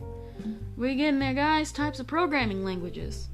A programming language is a set of rules, words, symbols, and codes used to create computer programs. To write a computer program, you need an appropriate software program. For the programming language, you will be using this software. This software allows you to create the program and convert the finished source code into object code. It may also include a variety of tools and make it easier to develop, debug, edit, maintain, and manage programs. Markup languages are most often used to create web pages and web applications. They are coding systems that define the structure, layout, and general appearance of the content located on the web page. Markup languages use markup tags that are inserted around content to identify where those elements are to be displayed on the web page and how they should look. Scripting languages are programmed languages that are interpreted instead of compiled. So they are executed one command at a time, and at the time they are run. They are most often used to add dynamic content that will be changed based on user actions, such as pointing to or selecting a web page object to a web page or to an integrated web page with the database, as discussed in Chapter 12. With the scripting language, the program instructions called scripts are built directly into the web page's code. Specific programming, markup, and scripting languages are discussed next. Programming languages can be classified by the types of programs they are designed to create, such as procedural, also called imperative languages for programming using the procedural approach, or object-oriented languages for programs using the object-oriented approach. However, they are also often categorized by their level of generation, that is, how evolved the program language is. Low-level languages. The earliest programming languages are referred to as low-level languages. This name refers to the fact that programmers use these languages to write instructions at a very low level, such as using zeros and ones, so that the computer hardware can easily and quickly understand them. In a low-level language, each line of code corresponds with a single action by the computer system, and the code is machine-dependent, which means that it is written for one specific type of computer. For example, a program written in a low-level language for a particular mainframe at one organization cannot be used on a different type of mainframe or on one of the organization's personal computers. One example of a low-level language is machine language. Machine language programs consist solely of ones and zeros. Consequently, they are only programs whose source code is understandable into the computer without being translated first. While virtually no one programs in machine language anymore, all programs are converted into machine language by a language translator before they are executed, as discussed earlier in this chapter. Assembly language is a low-level language that was developed to replace some of the ones and zeros of machine language with the names and other systems that are easier for programmers to understand and remember. Assembly language programs take longer to write and maintain than programs written in higher-level languages, but their big advantage of executional efficiency. Consequently, a program may occasionally be written in assembly language to make it especially efficient. An example of a program for adding two numbers, the program illustrated in the flowchart, is written in assembly language for one type of computer system. Also included in the figure in the blah are some machine language statements that correspond to the assembly language statement in the program. High-level languages are closer to natural languages than low-level languages, and therefore make programs easier to write. They are also typically machine-dependent, which makes programs written in these languages much more flexible because they are used with more than one computer without alteration. Although the program is normally written for a specific operating system, with a machine-independent program, the programmer does not need to know the specific details about the hardware that will be used to run the program. So why do we go through this? Included in the class of languages are what have come to be known as third-generation programming languages, 3GLs. Most programming languages used today are 3GLs. For example, procedural 3GLs are Fortran, COBOL, Pascal, BASIC, and C. High-level or object-oriented programming languages include C++, C#, Java, Dart, and Python. Okay. I think I get that. These languages are all discussed shortly. Some 3GLs incorporate visual elements to assist the program development. These programs are referred to as visual programming environments. VPEs. VPEs allow programmers to create the user interface graphically and to create a substantial amount of code simply by dragging and dropping objects and then defining their appearance and behavior. And when code is typed, the program often assists in creating the code by listing the options, such as appropriate methods that may be used with an object, by properly indenting and color coding the code, and so forth. There are visual environments available in many programming languages. A programming language that creates programs entirely using graphical elements is called a visual programming language, VPL. For instance, the free Scratch programming language is a graphical programming language designed for educational purposes. Scratch enables children to create interactive animated programs quickly and easily by snapping graphic blocks of command together. Even though creating complex programs and animating using Scratch is easy Because of these building blocks approach, this program still allows beginner programmers to experiment with and learn basic programming concepts, such as variables and loops. Fourth generation languages, 4GLs, are also sometimes called very high level. This is creative. These are called very high level languages. Although there is no precise definition of 4GLs, they're even further than machine language than third generation languages, and therefore are much easier to use. One property that uses 4GLs easiest to use is that they are declarative rather than procedural like third generation languages. This means that when you program using a 4GL, you tell the computer what to do without telling it how to do it.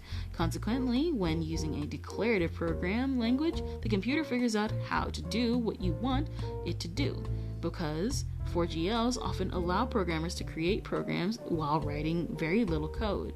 If any, using 4GLs also results in increased productivity.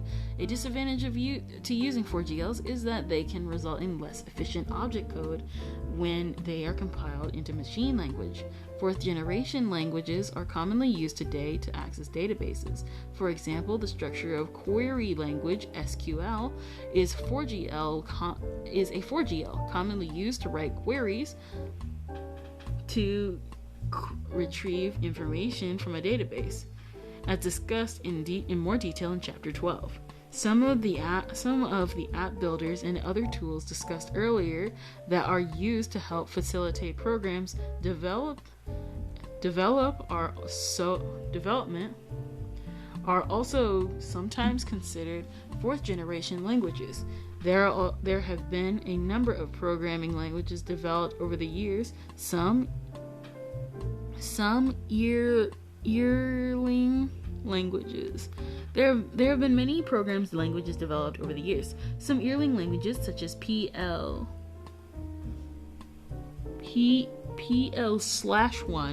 are structured programming languages used for business and scientific applications. And Smalltalk, one of the first object-oriented programming languages, are not widely used today. Others, such as Fortran, are in the process of being phased out in many organizations. A few of the most significant traditional programming languages are discussed and illustrated next, following a brief look into some of the newer languages in use today. Fortran, originally called Fortran Formula Translator, dates back to 1954 and is the oldest high-level programming language.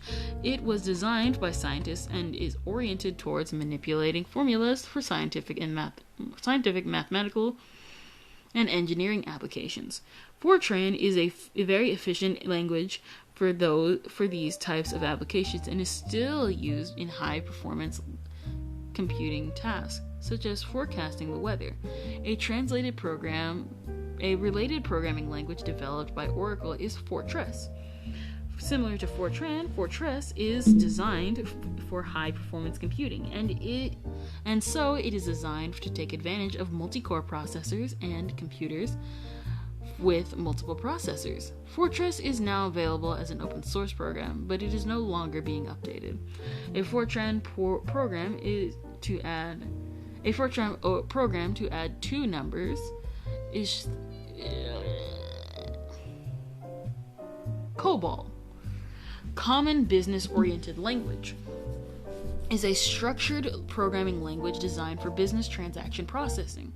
COBOL programs are typically made up of a collection of modules, as shown in the adding. Its strength lies in batch processing instability. Two reasons why so many COBOL programs still exist today, even though some consider the language outdated. However, COBOL programs are lengthy and take a long time to write and maintain, and many businesses are migrating from it gradually.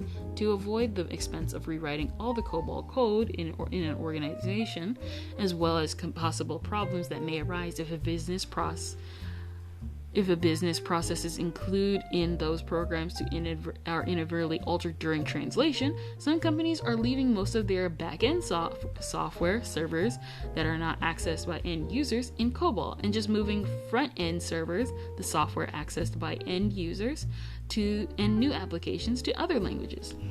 While COBOL is not inherently suited to developing interactive applications or cloud software, new versions of COBOL are evolving to support new applications. For instance, COBOL now supports the creation of object-oriented COBOL programs, and existing COBOL applications can be converted to COBOL.NET, so they can be integrated with other .NET applications. However, with the large percentage of business applications still written in COBOL and many original COBOL programmers reaching retirement age, programmers who can program in the conventional COBOL programming language are still needed. Pascal, named after the mathematician Blaise Pascal, was created to fit the need for a teaching tool to encourage structured programming. Pascal typically used program structures extensively to manipulate program modules in a systematic fashion. Pascal also supports an abundance of data types and is essentially appropriate for math and science applications. I feel like I've heard of Pascal before. Basic, beginner. Basic, beginner's all-purpose symbolic instruction code was designed as an easy-to-learn beginner's program. It is traditionally one of the most widely used instructional languages for beginners because it is easy to learn and use, and because it worked well on almost all computers. Basic is often used for interactive programs, where the program pauses for user input. After the action is taken, the program continues. Visual Basic is a version of Basic that uses a visual program environment to help programs quickly and easily create programs. It is part of the Visual Studio suite of programming products. Recent versions of Visual Studio include support for parallel processing, application lifecycle management, and cloud development, as well as the ability to integrate with more databases than previous versions of Visual Studio. Visual Basic code written for the .NET framework are referred to as VB.NET code. Alright, so we gotta go through the C's, our CCCs. C is more closer to assembly language than other high-level languages. This allows for very efficient code, but it also can make programming in C more difficult. However, C has proven to be a powerful and flexible language that can be used in a variety of applications. C++ is a newer object-oriented version of C, and C. It includes a basic feature of C, making all the C++ programs understandable to C compilers, but it is additional op features. One C++ IDE is Microsoft Visual C++. The additional two-number program written in C++ is BLA. The newer version of C is C#, pronounced C#, is a hybrid of C and C++. C# is most often used to create web and window applications, a version of C used to write programs for Apple devices as Objective-C. But it may eventually be replaced with the emerging Swift language. F#, it was developed for .NET platform as an improvement to C# and a language more suitable for calculation and data manipulation. Java is an object-oriented program language that is commonly used to write web applications. It is developed by Sun Microsystems, which is now owned by Oracle, and is open source software. Java programs are compiled using a format called bytecode. Bytecode usually has the .class extension and can run on any computer that includes Java Virtual Machine, Java VM. The program required to run bytecode programs. The adding two numbers program written in Java. Java is also used for Android apps. For a look at, in addition to being used to write complete and standalone applications, Java can also be used to write Java applets, small programs inserted into web pages and run using a Java-enabled web browser. To use a Java applet on a web page, the applets.class files containing the applet's code must be stored in the website's folder.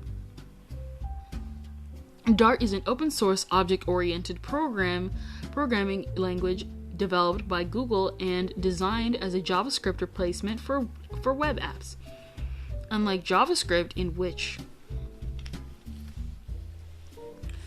elements require a separate instruction even if the instructions are identical, Dart supports SIMD, single instruction, multiple data, processing to enable similar multiple data elements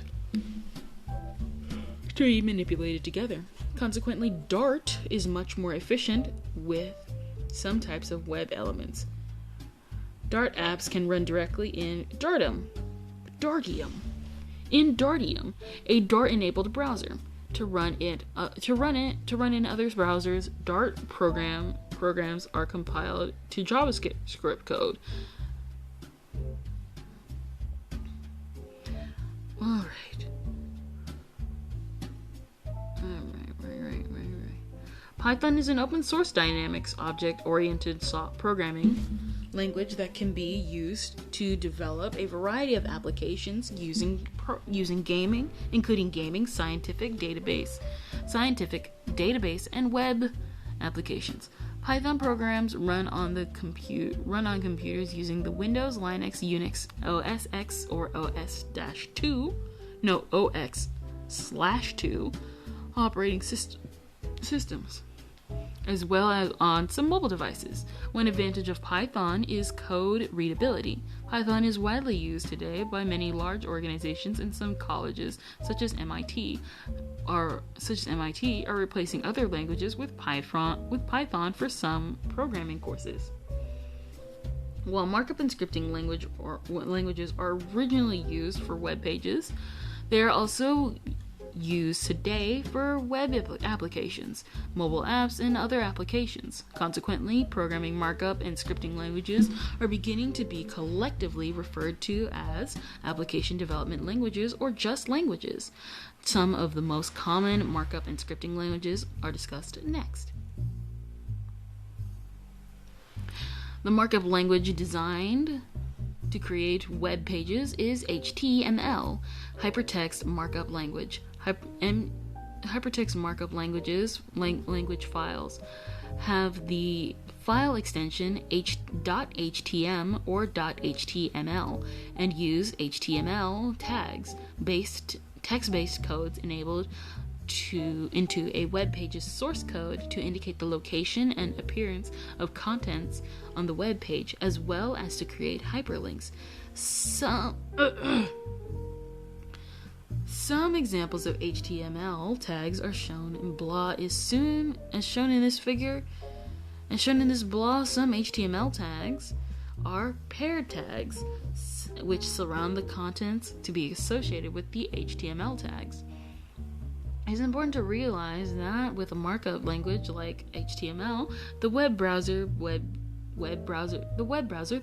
setting and device used to display the web page ultimately determine what the web page will look like. Consequently, the appearance of your web pages may vary somewhat from user to user.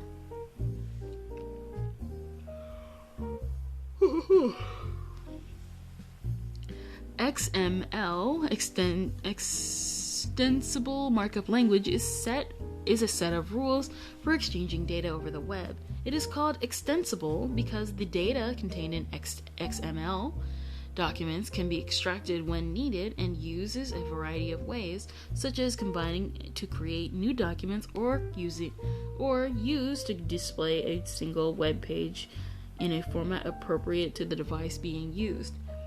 This is possible because XML focuses on identifying the data itself, not the format of that data. To accomplish this, XML tags are assigned to pieces of data, such as surrounding the name of the clients or an employee with the tag pair name /name. There is no standard of XML tags. Instead, each organization uses XML, determines the XML tags to be used with the organization documents. Once the data is tagged, it can be used with any XML document created for that organization.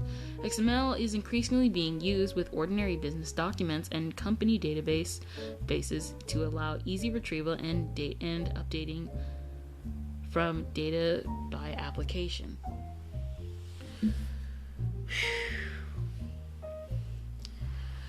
XHTML, extensible hyperlink markup language, is a version of HTML that is based on XML.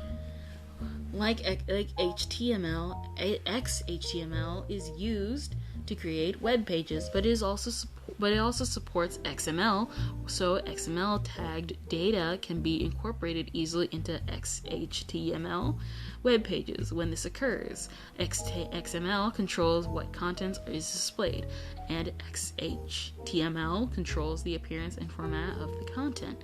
XHTML tags are similar to HTML tags, but there are stricter rules about how the makeup tags are written. For instance, XHTML is case sensitive, so all tags must be written in lowercase. All tags must be closed, have an ending tag, and the tags must be in the proper order around elements. For example, the statement BI, this text should be in bold and italic, must be used. This text must be italic, bold and italic, /I/B, must be instead of B.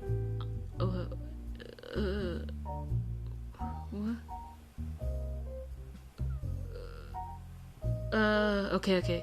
BI, this text should be in bold and italic, /I/B, must be used instead of BI, this text must be bold and italic, /B/I. While the letter sequence will work in HTML, it will not work properly in XHTML as long as the stricter rules are followed. However, the basic HTML tags, such as the ones shown in blah, can be used in XHTML web pages. HTML5, the specifications of HTML and XHTML are developed by the World Wide Web Consortium, W3C, and are continually evolving. The current version of HTML is HTML5 and is designed to replace the previous version of both HTML and XHTML. In addition to supporting previous versions of HTML, although some older tags and attributes have been deleted or replaced, HTML5 is designed to support the creation of more complex and dynamic web pages and applications, such as to add interactivity and the ability to play multimedia regardless of the device being used and without a plugin. A simple example of an HTML5 web page is blah. The example shown example. I can't read that. I don't know what it's saying.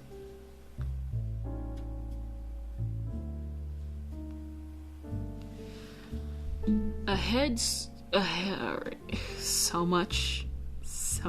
I don't know. Let me see. Why don't I read this by myself?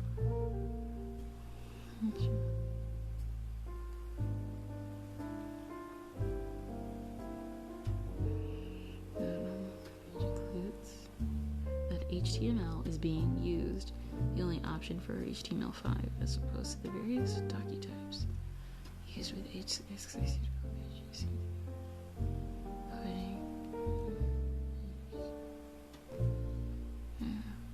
forgetting the JavaScript.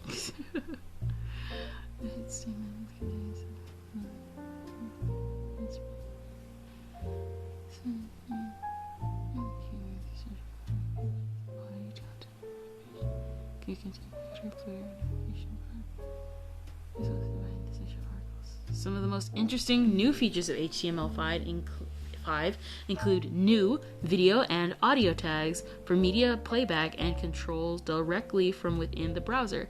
Tags such as header, footer, article, section, and nav use to better identify the parts of the web page which is important and for search engines, and the canvas tag that creates a bitmap surface to work with, such as to build charts and graphs. HTML5 also gives web apps the opportunity to store information offline to allow the apps to load more quickly. An advantage of using HTML5 in conjunction with other non-proprietary tools like JavaScript is that they are open standards. Consequently, no proprietary software is required. Web pages can be created using just a text editor, and the features are already supported by most current web browsers, so no plugins are required. As mentioned previously, scripting languages are often used to add dynamic content to a web page and are embedded via scripts into a web page's code. They are also used in middleware to tie a website to a database. Middleware and cloud database are discussed in detail in Chapter 12.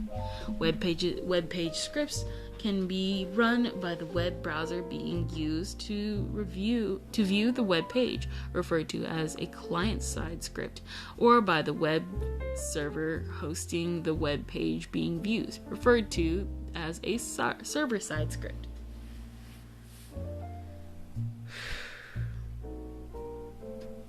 JavaScript was developed to enable web authors to implement interactive content on websites, such as to animate an item or pop up a window or text when the item is pointed to. JavaScript code is executed by the web browser on the client side so that it can function after this web page loads without having to communicate with the web server.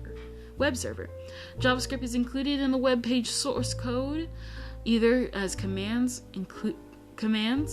included directly in the file or as a link to an external JavaScript file. VBScripts, Visual Basic Script Edition, is a scripting language developed by Microsoft that is based on the Visual Basic programming language. VBScript is used for purposes similar to what JavaScript is used for, to enable web developers to include interactive elements such as pop-up content on their web pages. Individuals are already familiar with Visual Basic can easily incorporate Individuals who are already familiar with Visual Basic can easily incorporate VBScript content into their web pages. VBScript can also be used to write both client-side and server-side scripts. PHP, also called PHP Hypertext Preprocessor, is commonly used to create dynamic web pages. PHP scripts are enclosed within PHP tags and are executed on the server, so the user cannot view the PHP code. Short for Practical Extraction and Report Language, Perl was originally developed as a programming language designed for processing text. Because of its strong text processing abilities, Perl has become one of the most popular languages for writing CGI scripts. Scripts that can accept data from and return data to a web server. CGI scripts are often used to enable web servers to interact dynamically with users, such as processing data entered into web page forms. And that, my friends, is the end of Chapter 11.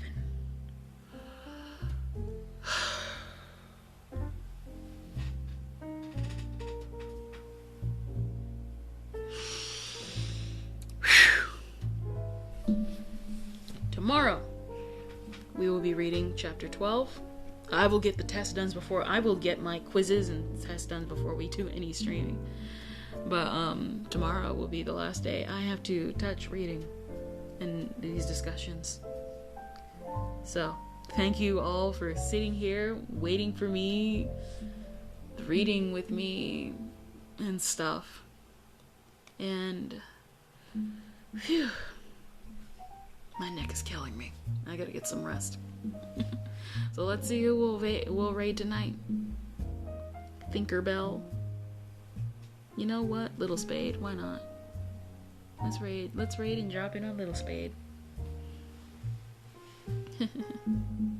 I'm tired. Love you guys. Thank you for... sounds parasocial. Bye.